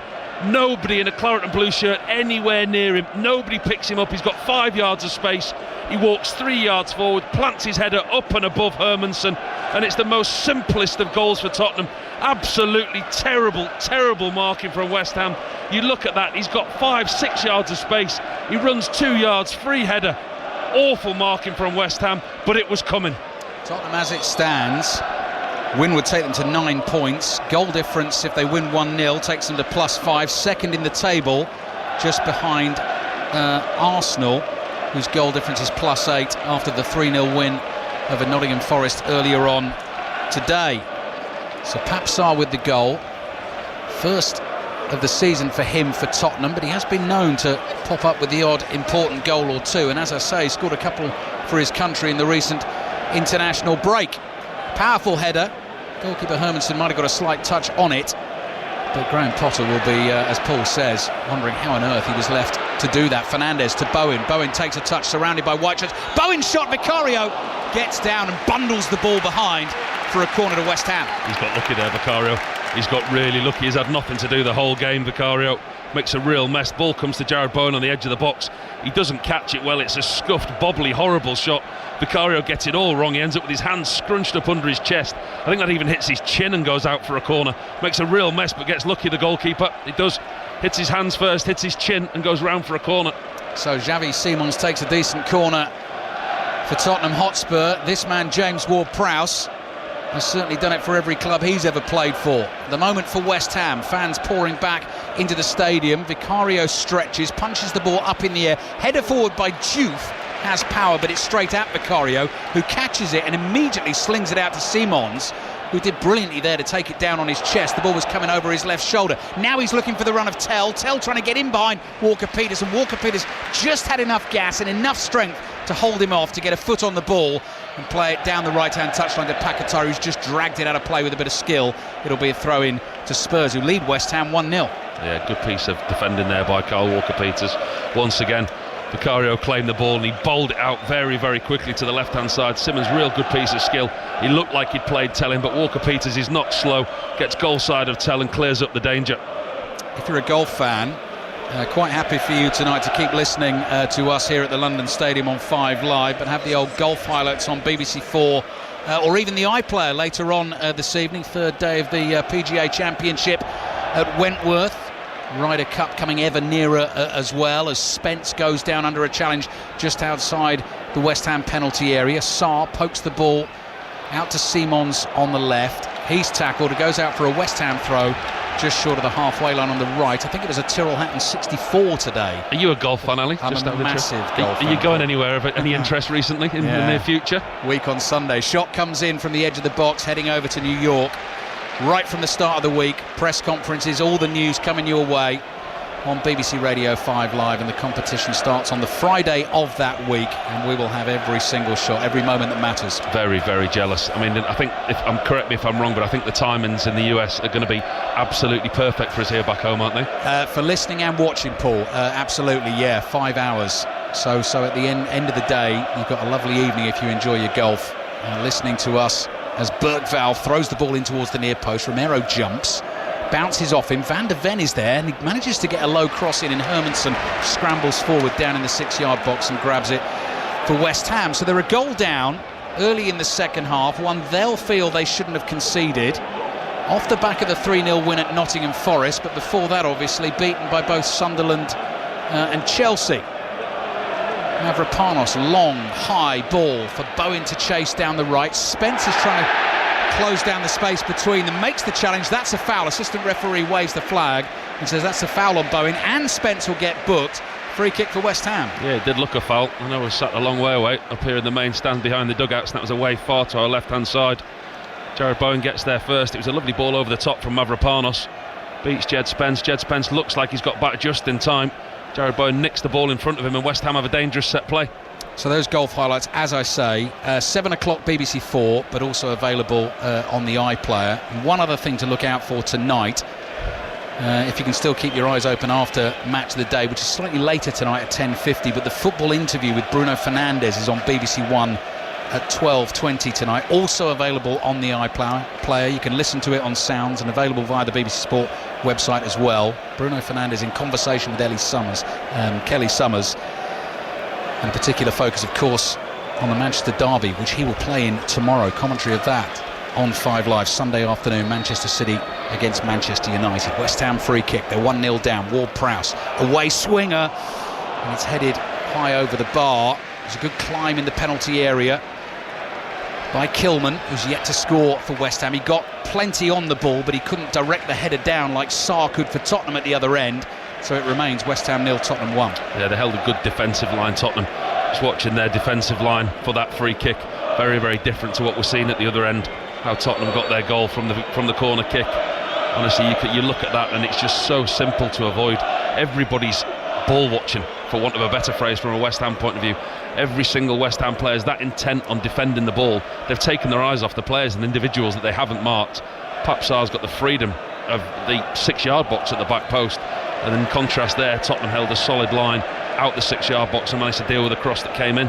Tottenham have not won at this stadium since November 2019, Jose Mourinho's first game in charge as Tottenham manager, when they won 3-2. 5 visits since then, 3 draws in the last 3, couple of defeats before that. Spence heads the ball forward, Souček chests it down, it's clumsy, and the referee says that's a red card. That looked horrible. Souček chested the ball down, it got away from him. Polinia saw an opportunity, got there first, and Souček just lunged at him to try and win the ball back after the mistake, has caught him high, and the referee Jarrod Gillett had a good view of that, went straight for the top pocket and says to Thomas Souček, that is it for you today, straight red. No complaints. Oh dear, wow. Just seeing on the replay now. the sock and the shin pad. Oh, it's a bad challenge, isn't it? A really bad challenge. Ball's just got away from him. He's reached out. Jed Spence initially heads the ball down. Souček tries to take it down on his chest, but Paulinho gets there and he's gone, and his foot's off the floor. It's raised. Paulinho's quicker than him, and Souček's right foot makes connection with Paulinho just under his right knee. Takes half of his sock, half of his shin pad. That's a painful one. Immediately Souček didn't complain. He just bowed his head. He knew what had happened. There was no intent in the tackle. You could see it was just frustration. He was just reaching out to try and take control of a bad touch. That's a really poor challenge.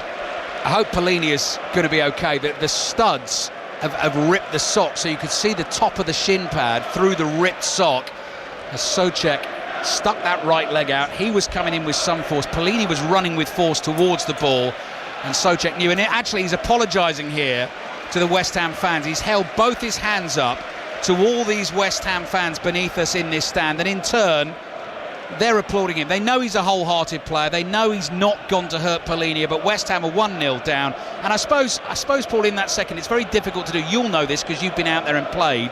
There's a split second there where he thinks, I've lost the ball, I've got to go and get it. And probably on his way to making that challenge, he probably realises mid-air he's got it wrong before he even makes contact. Halfway there, he's thinking, I can't get that, but he's overly committed, and that's all it is. It's an overly committed player. There was no malice in the challenge, like you say. I mean, it looked awful. Thankfully, it was just restarting the game now. Paulinho is okay. His socks and shin pads aren't okay. It looked awful at first glance. Bergval's header finds the back of the net. Tottenham are 2-0 up. West Ham go down to 10 men, and within seconds of the restart, Tottenham have a second goal, and that is a beautifully placed lobbed header. It was Romero's floated ball over the top. Bergval made the run in behind. He could see where Hermansen was, plants his head on the ball, lofts it over him, and it's West Ham 0, Tottenham 2. No, it goes from bad to worse for West Ham. Just as they go down to 10 men, the game's restarted with the free kick. 2-3 passes, the ball's recycled back to Romero. Halfway line, nobody around him. He's in acres of space, and he floats it over the back of the West Ham back four. Bergval times his run to absolute perfection. It's so simple. It's just one long straight ball from Christian Romero. Bergval drifts in between two West Ham defenders. Goalkeeper Hermansen's 2 or 3 yards off his line. He's trying to get back. Bergval just gets a connection, lifts it up, loops over the goalkeeper. You would expect the goalkeeper to do better, in all honesty. He's too far off his line. He thinks about coming for the cross, can't get back, and then when he does, he's not got his feet planted, can't get a decent dive on it. Bergval up and over him, ball hits the middle of the net. 2 headers, 2 goals for Tottenham Hotspur. They lead 2-0 at West Ham, and Lucas Bergval, the 19-year-old Swede, a first goal in the Premier League for Spurs. Scored in the League Cup semi-final first leg against Liverpool last season, but that is a first Premier League goal. Saw the opportunity, timed the run, still had work to do with the header, but took advantage of where Hermansen was. And watching it, I think he's kind of half thinking that the goalkeeper's on his way out, because as he's initially made his run through, the goalkeeper started to come out to come for the cross. He doesn't know that the goalkeeper's actually stopped, so I think that's helped Bergval. He's thinking, I've got to get this up and over the goalkeeper, which he does, but I think he thought he was initially closer to him. Spence's ball to the left-hand side, looking for Tell. Walker-Peters is there first, clears with his right foot. West Ham in deep trouble now. Souček sent off, and they trail at home to Tottenham by 2-0. And the Tottenham fans, as you can hear, are absolutely cock-a-hoop in that little section away to our right, behind the goal. So, throw-in to come for Tottenham, level with the penalty spot. Bergval has a long throw on him. It's flicked on towards the back post, and Diouf has to stretch, not it behind, for yet another Spurs corner. They're into double figures, I think, now, for corners in this game. They're so vulnerable, West Ham, when it comes to set pieces and corners. Specifically corners. Other teams are going to watch this. I mean, I gave you the stat beforehand about the amount that they've conceded, the most in the Premier League from corner kicks, and you can see why every time that they opposition, Tottenham in this case, get the corner, defensively they're so nervous. Everyone is in the 6-yard box bar Jared Bowen. West Ham players bouncing up and down at the moment on the spot, waiting for the delivery from Kudus into the near post. Flicked header high in the air, lands on the roof of the net and goes behind for the goal kick. A couple of changes coming, I think, for West Ham. Graham Potter's got to do something about this. 2-0 down, but down to 10 men as well. Half an hour in the game to play, and Paul was just running through the stats before the game. 6 wins in 21 Premier League games under Graham Potter. Came in January. 18 games last season after taking over from Julen Lopetegui. 5 wins, 5 draws, 8 defeats. And last home win was against Leicester in February. They've not won any of their last 6 Premier League games at the London Stadium. It's a double change coming. And I think today, the way that they started the game, I think they probably went into half-time 0-0. I thought they could build on that and look to progress in the second half. Going in like that, there's something to build on, there's a platform. But then they've just spontaneously combusted in the second half, haven't they, with the sending off and conceding the 2 quick goals. Lines open for 6:06. West Ham fans, Tottenham fans, you'll want your say tonight. Roman Kemp and Chris Sutton taking the calls. 08085 909 693. A couple of young players going to get thrown in here by Graham Potter to bring some energy, some running out there. West Ham down to 10, under pressure. Spence is curling cross to the far post, very nearly found Kudus. Now that will not be a popular goal with the West Ham fans if he scores his first Tottenham goal here against his former club. He's won a throw deep on the right, so it's Luis Guilherme and Sunguto Magassa who are coming on for West Ham. Magassa, the 21-year-old Frenchman, signed from Monaco in the summer, and Guilherme is the 19-year-old Brazilian forward who is yet to play this season. Fernandes off, Guilherme on, and Somerville off, Magassa on for West Ham. West Ham 0, Spurs 2. Lucas Bergvall feeling very chuffed with life, having scored his first Premier League goal for Spurs. Loads of space to take a run up for the long throw. It's a foul throw though. It's not delivered that properly. Porro saw an opportunity to come for the short one and Bergvall rushed it, and so that is now going to be a throw to West Ham. Diouf throws it toward Prowse, back to the left back Diouf. He fires it forwards. Easy for Romero on the bounce to nod it down to Palhinha. He's under pressure in midfield from Magassa, who's a big strong build in central midfield for West Ham, and he served notice there, just strode in, knocked his man off the ball and won it for West Ham. Yeah, he's just trying to get a message onto the field now. Magassa, he's talking to James Ward-Prowse. Looks like it's going to be those two that sit in front of the back four. Paqueta more of a free roll higher up the pitch, and Guilherme higher up the field, and Jared Bowen, he's going to be the one that's tasked to be the supporting role as and when he can higher up the pitch to give West Ham some kind of an attacking threat. Explanation of the red card is up on the big screen. Doesn't need too much explaining. Referee's call of red card to Souček for serious foul play, checked and confirmed by VAR. The contact deemed to be high on the shin, which endangered the safety of the opponent. I think that's one of the clearest red cards that we'll have all season, isn't it? And I think as soon as Thomas Souček committed the foul, he just bowed his head. He knew exactly what had happened. Tottenham going for the jugular here. Spence attacking down the left-hand side. West Ham double up on him. He's tackled. Yet another corner for Spurs. A little high five, low five in fact, between Simons and Spence. Now Simons has got to wander towards some West Ham fans there to collect the ball. I could see a few of them just leaning over the advertising hoardings to have a word. Simons won't be bothered on his Tottenham debut. Got the assist for the first goal with the corner, and once again Spurs will be a threat. Porro lurking on the edge of the penalty area. Loads of white shirts in the 6-yard box. Corner comes in. Hermansen stretches, punches it away. Porro takes one touch, spins, clips a pass out to the right, controlled by Tell. Tell brings Sagassa infield with him. Then the little pass into the lines for Bergvall, but a skill from Bergvall. Runs to Van der Ven, who fires it in low with his right foot. And Tottenham have a third at West Ham in the London derby. Their fans can't believe it. All the Tottenham outfield players in a celebratory huddle right in front of the Tottenham fans. They've not won here for 6 years, but they're going to do it tonight. West Ham 0, Tottenham 3. Really strong right-footed finish from the centre half there. Up from the back for a set play. Ball breaks loose to Bergvall, and Bergvall looks for all the world that he's going to be the one that unleashes the shot. Tackle comes in and the ball breaks free to Mickey van der Ven. 10, 11 yards out. Fires a low shot into the bottom right-hand corner of Hermansen's goal. And you would think all 3 points heading back across London. West Ham fans, certainly lots of them in this stand, turning and streaming for the exits. Hundreds of them leaving the ground, just cannot face the singing and the joy of those Tottenham fans away to our right-hand side. You can just see them pouring towards us here. West Ham 0, Tottenham 3, and it's happening all the way around the stadium. And this is a problem, Paul, for Graham Potter, isn't it? Because yes, they had a really good win before the international break with the 3 late goals at Nottingham Forest, but other than that this season, conceding goals for fun. Lost 3-0 at Sunderland, 5-1 here to Chelsea, and I know Tottenham have scored 2 since Souček has been sent off, but this is not good. And like you said about the form here and the recent form here, I mean, there's an amazing stat. Only the 3 relegated clubs won fewer home games last year than West Ham. I mean, that's almost unthinkable for a club of this stature. West Ham 0, Tottenham 3.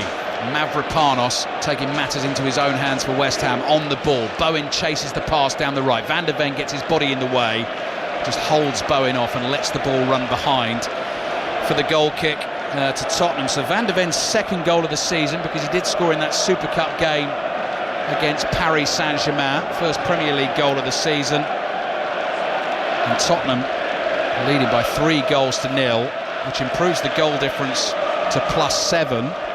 Couple more, they'll be above Arsenal at the top of the Premier League table on goal difference, and they might fancy that given that West Ham are down to 10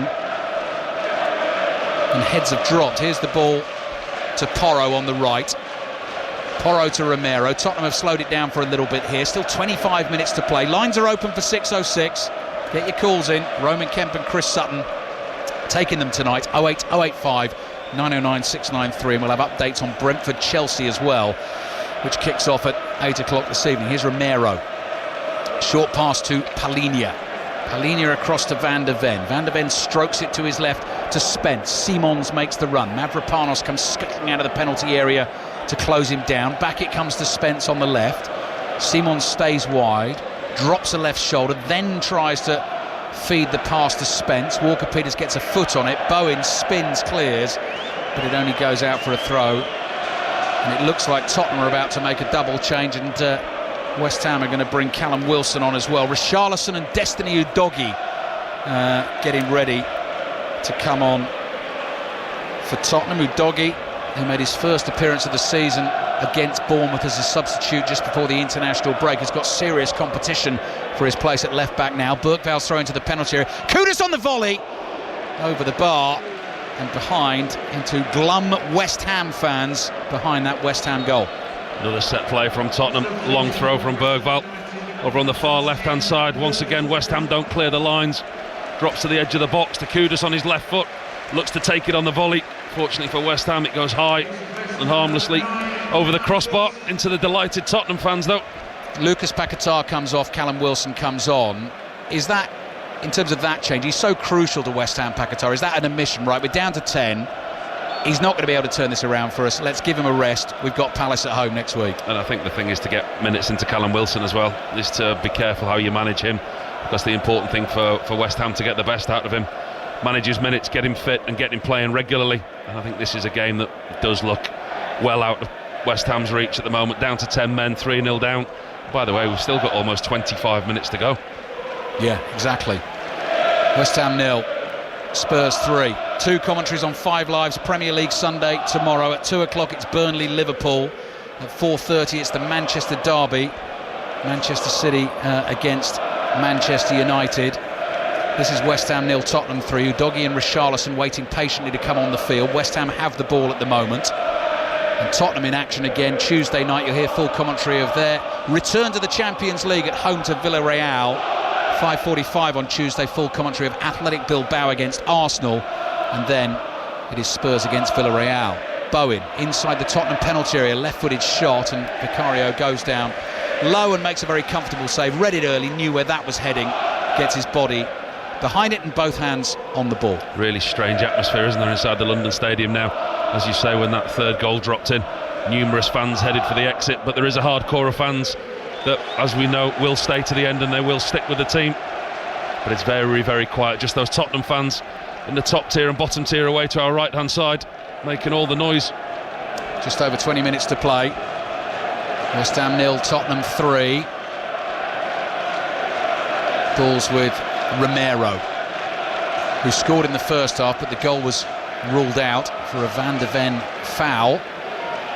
Here's Burkval, who's got his first Premier League goal for the club. Scoops a high pass to the right. Porro controls it. Burkval continues the run. Little flick, and Sarr wasn't quite alert to that, so West Ham intercept. They'd given it away. Sarr quickly out to the right-hand side to Kudus. West Ham, it sounds like the fans have got bored with booing him now. Got other things to worry about. Porro swings a pass back to Romero, and Romero takes control for Tottenham, but all the Tottenham outfield players inside the West Ham half. Sarr's header from the Romero ball forward to his left. West Ham down to 10 men. Tottenham looking for these spaces. Going to give you the team news from Brentford Chelsea shortly, but Porro's on the ball for Tottenham. Into the area he goes. Little flick pass to Kudus. Flag goes up for an offside. West Ham will get a free kick, and James Gregg can bring us that team news. Yes, another London derby, Ali, this one a West London one. Chelsea haven't actually played outside of the capital this season, and maybe with one eye on the Champions League on Tuesday night in Munich, Enzo Maresca makes 4 changes to the team which beat Fulham in that controversial game just before the international break. He brings in Fofana, Hato, Buonanotte for his debut, and Gittins in place of Gusto, Cucurella, Estevao and Delap. Palmer and Garnacho fit enough to make the bench, and Keith Andrews replaces Damsgaard and Ouattara with Pinnock and Jensen. Kick-off at 8 o'clock. Tottenham making the double change here. They're leading 10-man West Ham 3-0. 20 minutes to play. James will continue to bring you updates of Brentford-Chelsea. Kicks off at 8, and he'll do that during 6:06 with Chris Sutton and Roman Kemp taking the calls tonight. Jed Spence coming off. That's a straight swap at left-back. And Richarlison comes on for Xavi Simons. Thomas Frank has his arm around the new signing, having a few words with him, giving him a hearty pat on the back. What did you make of Simons today, Paul? He's done well, in all honesty. He's looked lively, he's looked sharp. Created a couple of opportunities in the first half, won Tottenham some good set plays in the right areas. What I like about him, he's direct, he's not afraid to cut inside, and we've seen in his previous time at Leipzig he cuts inside, and that curler to the far left hand side of the goalkeeper, he's tried that on numerous occasions. He looks like he's going to be another addition to the plethora of talent that they've got in those areas. I mean, you look at the players that Tottenham have got, certainly heavily subscribed in attacking wide players now. Yeah, and as we were saying at the start of the game, Kulusevski still to return, Maddison out long term, Solanke is the centre forward to come back as well. And Tell not even made the Champions League squad. Yeah, exactly. Yeah. So there's a doggy. First touch for him in the game. Stadium now, in terms of the West Ham section, I would say is almost half empty. Yeah, 50% of yeah, gone. Just can't face it today. 3-0 down to 10 men. We're 1-0 down when Souček was sent off. Have since conceded 2 more. Guilherme trying to get away here from Romero. Romero just muscled him off the ball and said, I'm having that. And Spurs look hungry for more goals, actually. Here's Kudus on the right, fronted up by Magassa. West Ham's French midfielder making his debut off the bench. Cross it comes to Udogie. Udogie's ball down the left-hand side. Collected here by Tell. Richarlison now in the centre-forward role, so Tell is wide left. Kudus is receiving the ball on the right, and he's going to have a bit of fun too. Sticks the left leg behind the right and controls that long pass beautifully with that left foot. Let's see what he does this time. Gets another ball, and that one he can't control. Pass was fired at him, and the West Ham fans delighted he made a bit of a mess of that one. Back it comes to Romero. This is a horrible place to be as a team that are 3-0 down and down to 10 men. That you just want to get off the pitch now. Been in this situation a number of times. Very, very difficult. You can hear the olays now coming from the Tottenham fans away to our right hand side. Tottenham have had the better of the game in the second half. They've been the better team, really dominant, and obviously with West Ham now conceding 3 down to 10, Tottenham are just controlling the game. Sometimes it's at walking pace, and you can hear in the background, you don't need me to tell you, you can hear on our effects mic every time the ball's rotated between Tottenham players. Yeah, Tottenham fans rubbing it in. Here's Burkval. Lofted ball towards the edge of the area. Porro had made the run from deep. Palhinha wins a header, nods it to his left to Tell. Little flick and a trick from him. Udogie's there at pace inside the West Ham box, now looking for a teammate. Tell runs past it. Shot is struck low and hard by Palhinha, blocked by Magassa, and the ball spins out for a throw into Tottenham over on their left wing. Brennan Johnson is waiting to come on here for Tottenham. When they make that change, we will take you to Edgbaston because the final is underway. T20 Blast final is Somerset against Hampshire. Commentary is over on Sports Extra. We'll take you there in just a second when Tottenham make that change. Looks like Odebear might be coming on for Tottenham too. Walker Peters heads the ball away. That's a foul by Udogie on Bowen. Free kick for West Ham. So come in, Dan Norcross at Edgbaston. Well, you've covered just a moment. I mean, Chris Lynn, who's been the star of today, is in his 12th six of the day. Hampshire have been put into bat by Somerset. I'm not sure that's such a smart move, since Chris Lynn only stopped batting about an hour ago. He's got the highest score on finals day with that 100. Now he is 7 not out from 4 balls. They're 10 without loss. Hampshire, don't forget, they are searching for their 4th title. Somerset for their 3rd. Somerset have lost 5 of the 7 finals they've played in. They do have a bit of a hoodoo against them. It's 10 without loss after 1 over. Chris Lynn's going well again.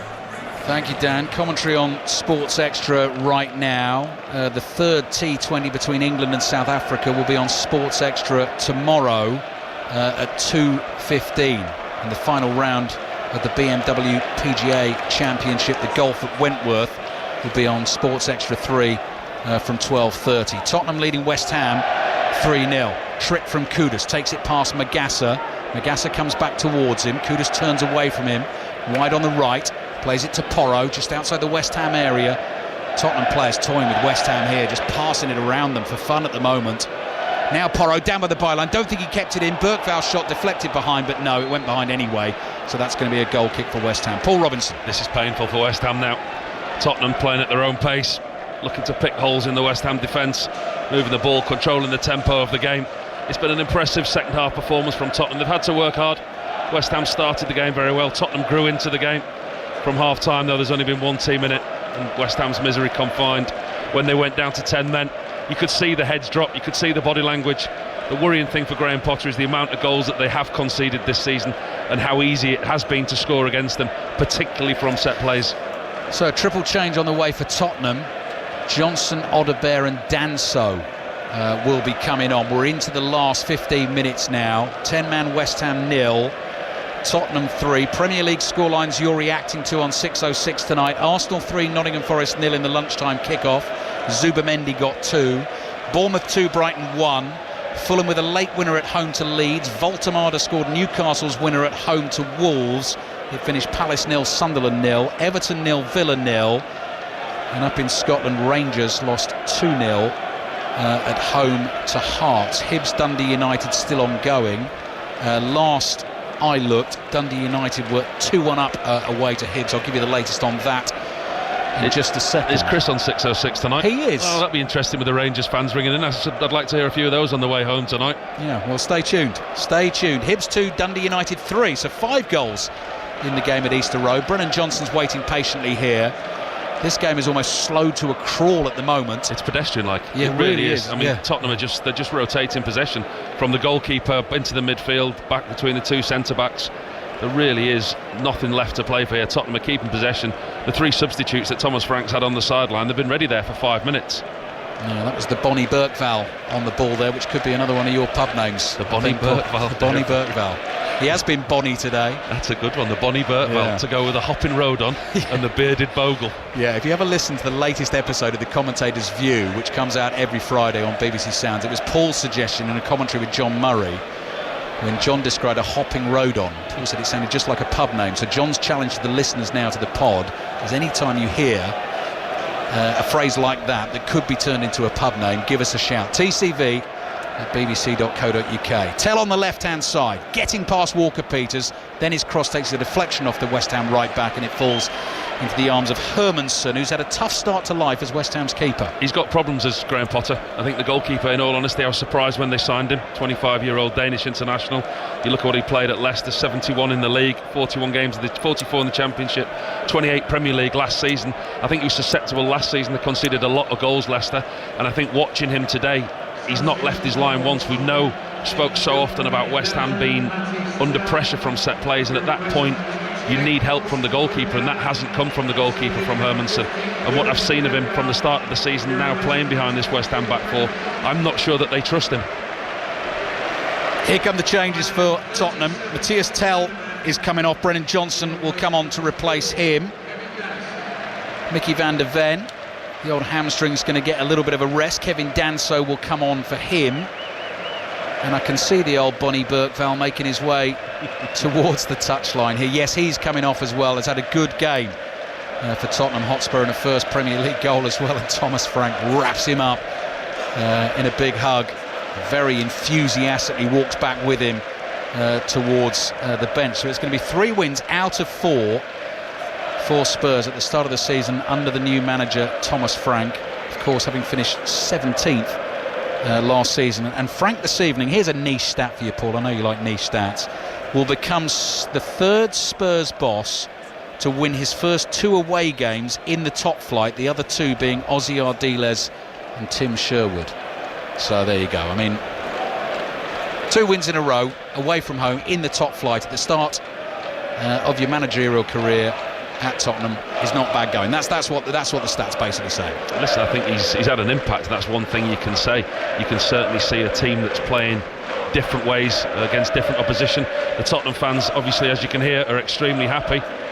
The result against Bournemouth, he will say, is a blip, and with success comes expectation, doesn't it? So you expect them to win those games. Kudus just lost the ball on the edge of the penalty area. He was trying to tee himself up for a shot. West Ham have managed to bring it away with Kilman. Sliding challenge by Palini. Another great addition by Tottenham this summer on loan from Bayern Munich. Wins the tackle and the ball goes out for a throw into West Ham in the left-back position. Yeah, really intelligent signing, Paulinho. And I think when you look at the Tottenham squad today, what we spoke about, as you say, they struggled last season to compete on both fronts. We know they finally got over the line with the silverware after all those years, but actually the Premier League campaign was far from acceptable. I mean, to be the worst of the rest, if you like, almost, on another year, they didn't even make the 40 points mark.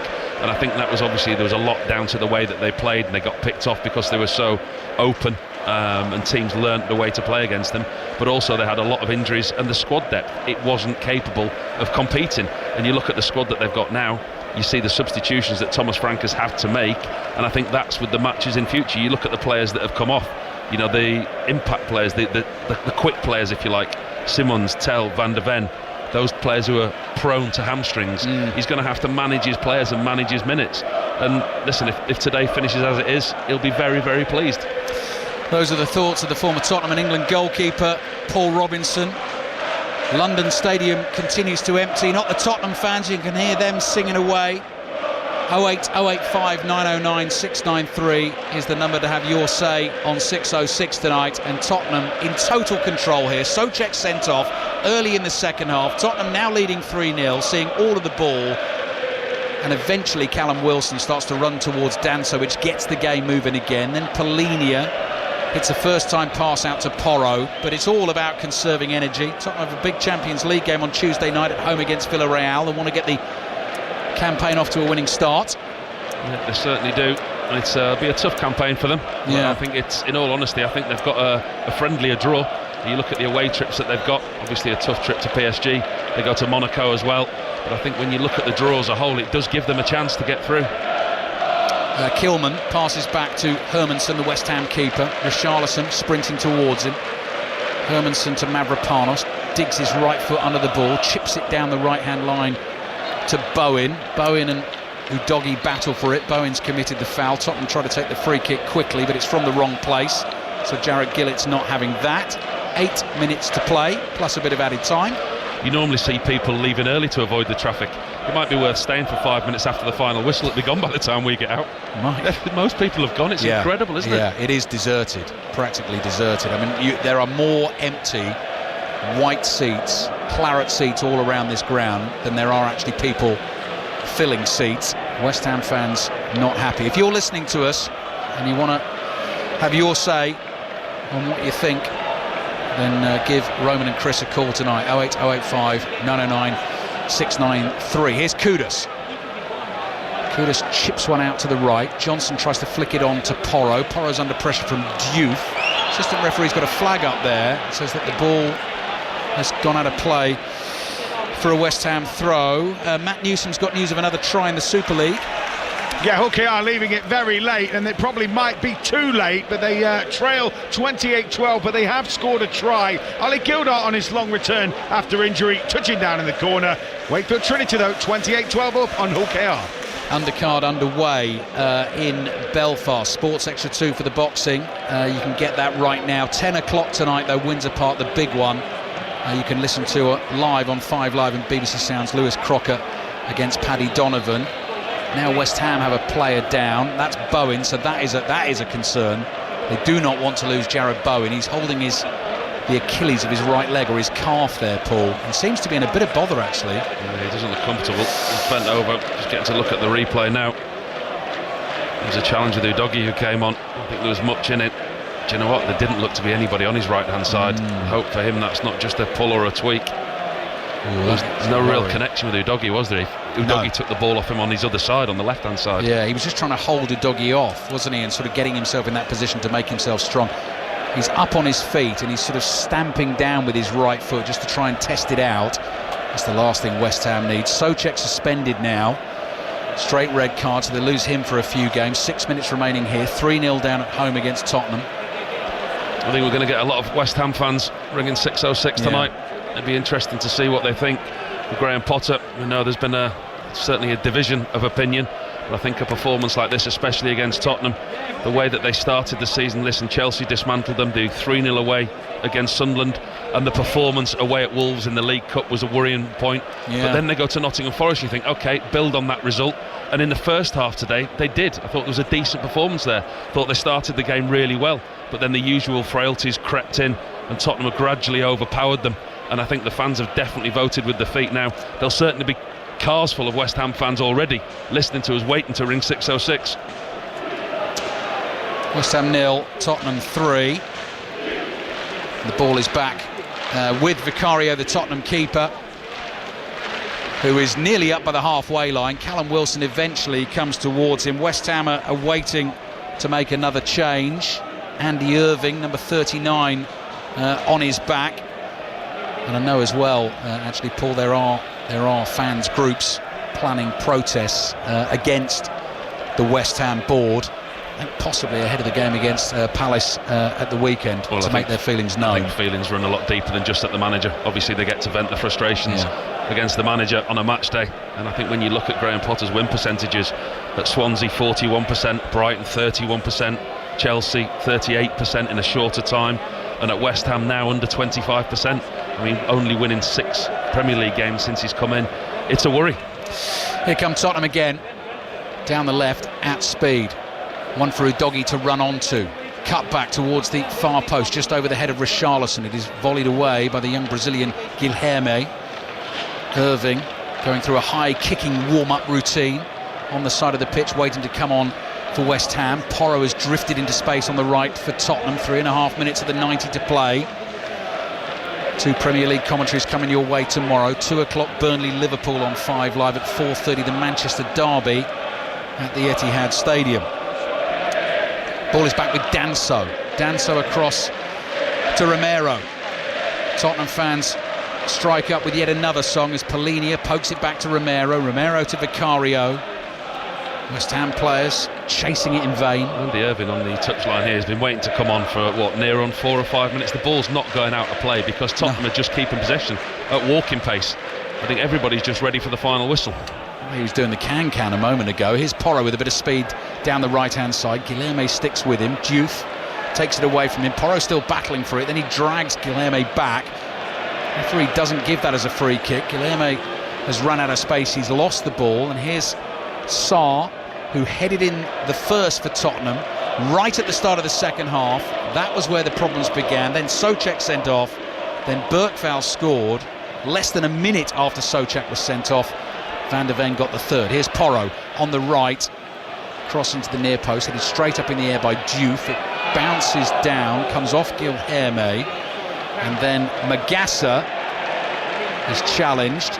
Got away from him first time, now he's got it on the left. Magassa passes back to Guilherme. Irving still waiting to come on for West Ham. 89th minute of the game.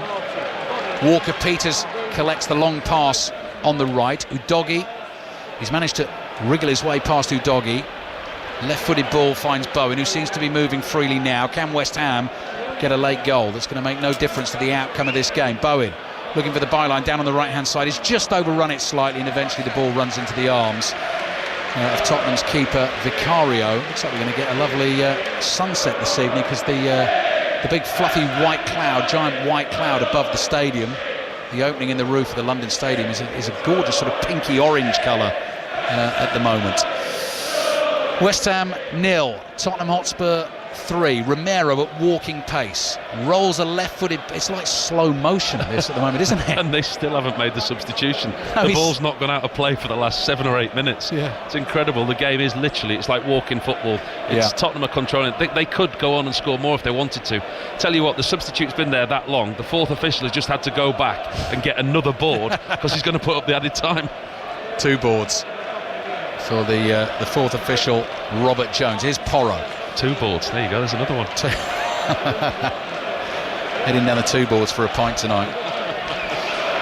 Tottenham fans are going to enjoy their post-match drinks this evening. West Ham fans less so. Here's Sarr. First time ball back to Danso. Playing out time here at the London Stadium. West Ham 0, Tottenham 3.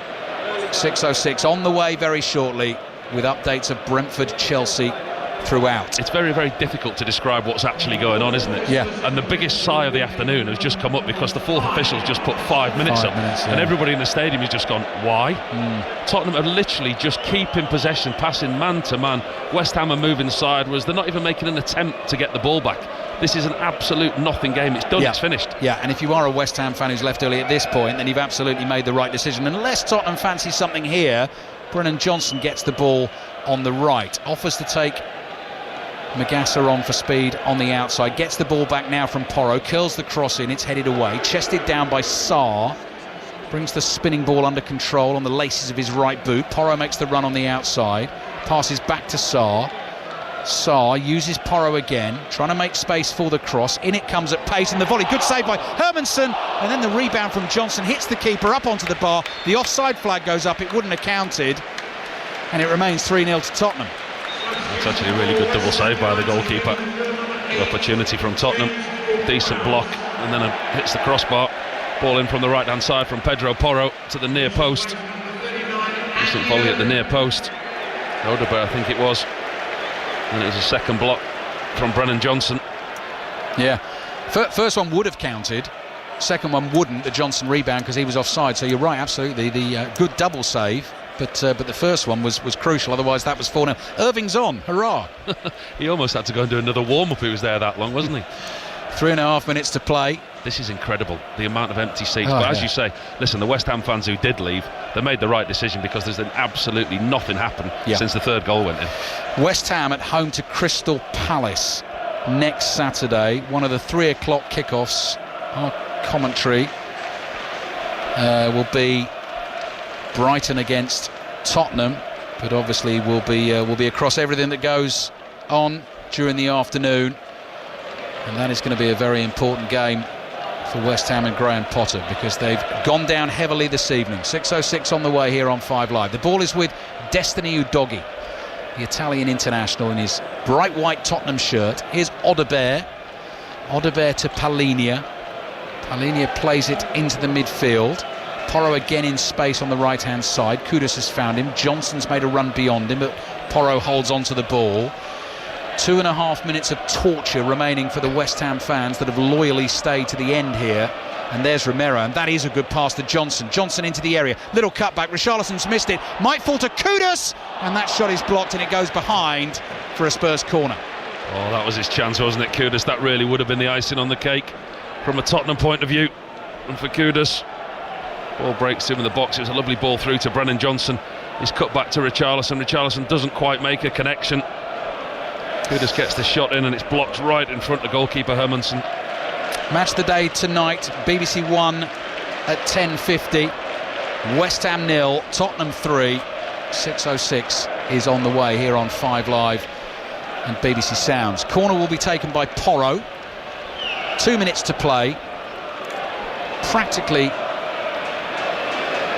empty stadium now. I mean, obviously there's still a few thousand in here, but for a stadium of this size. Porro's delivery, glancing header. Danso got up. It was a West Ham head that got the final touch. It's gone behind for another corner, went right across the face of goal. And they still can't defend set plays, West Ham.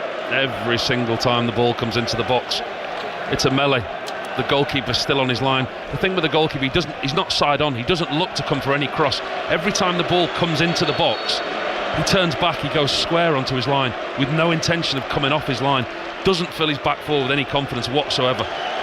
Christian Romero, Kyle Walker-Peters with a little bit of argy-bargy on the goal line. Walker-Peters is trying to protect his goalkeeper Hermansen, and he's got a job on his hands there against Christian Romero. Last minute of the game, West Ham down to 10 men, 3-0 down. Corner is flicked on at the near post. The angle is not right from the Polinia header, and it goes high and wide and behind for a West Ham goal kick. And it has been a thoroughly miserable evening for Graham Potter and West Ham at the London Stadium. I think the few remaining West Ham fans inside the stadium will certainly voice that. I suspect one or two around the dugout area have stayed exactly for that reason. But as I say, the protests that are going to be aimed later on, I suspect there's deeper problems.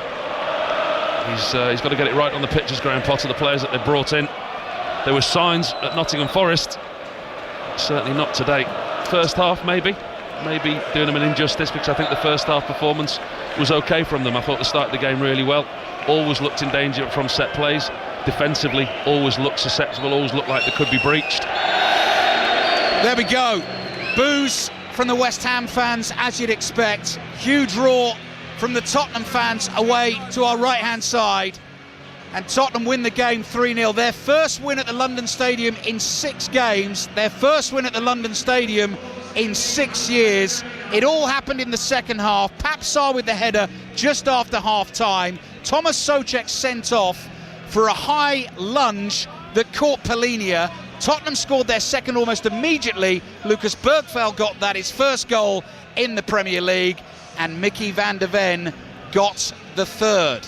Paul Robinson. Yeah, two very different stories unfolding here today. I think West Ham were extremely poor in the second half. The sending off definitely cost them. And from that point on, the immediate second goal that ensued after the sending off, I think that just about finished West Ham off this afternoon. You know, being openly honest, I thought they played really well in the first half. They started well. The first 20 minutes, I thought they pressed as a team. There was a bit of unity there, and they had some forward impetus.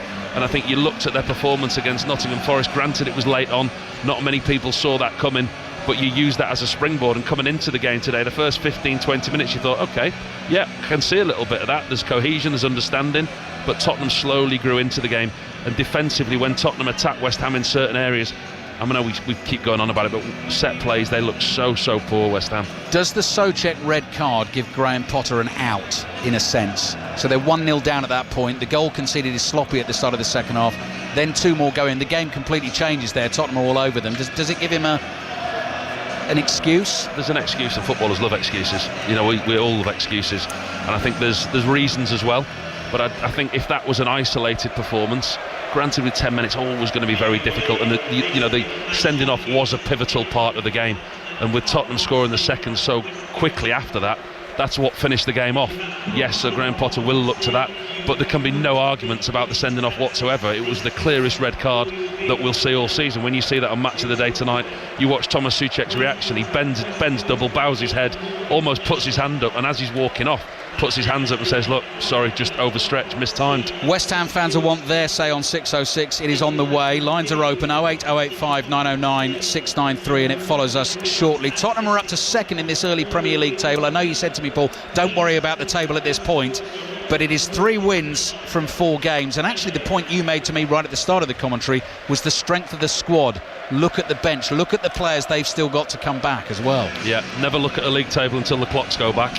But, as you say, from Tottenham's point of view, the squad that they've got, you look at the bench today, the players that came on, Danso, Richarlison, Udogie, Johnson, Odegaard, Bentancur didn't even make the pitch, Kolo Muani on loan from PSG, and then you bring in the likes of, OK, Maddison's a long-term injury, Kulusevski, Solanke, all still to come back into that. Early signs are positive. You don't get carried away, but for Thomas Frank, early signs are definitely positive, and that's a statement win today. Yeah, and Thomas Frank is down there at the moment with his players, and he stands in front of them all, and they're all facing the Tottenham fans away to our right. They are applauding the fans. The fans are applauding them back, and of course Tottenham in Champions League action on Tuesday night at home against Villarreal. You will hear that in full on 5 Live.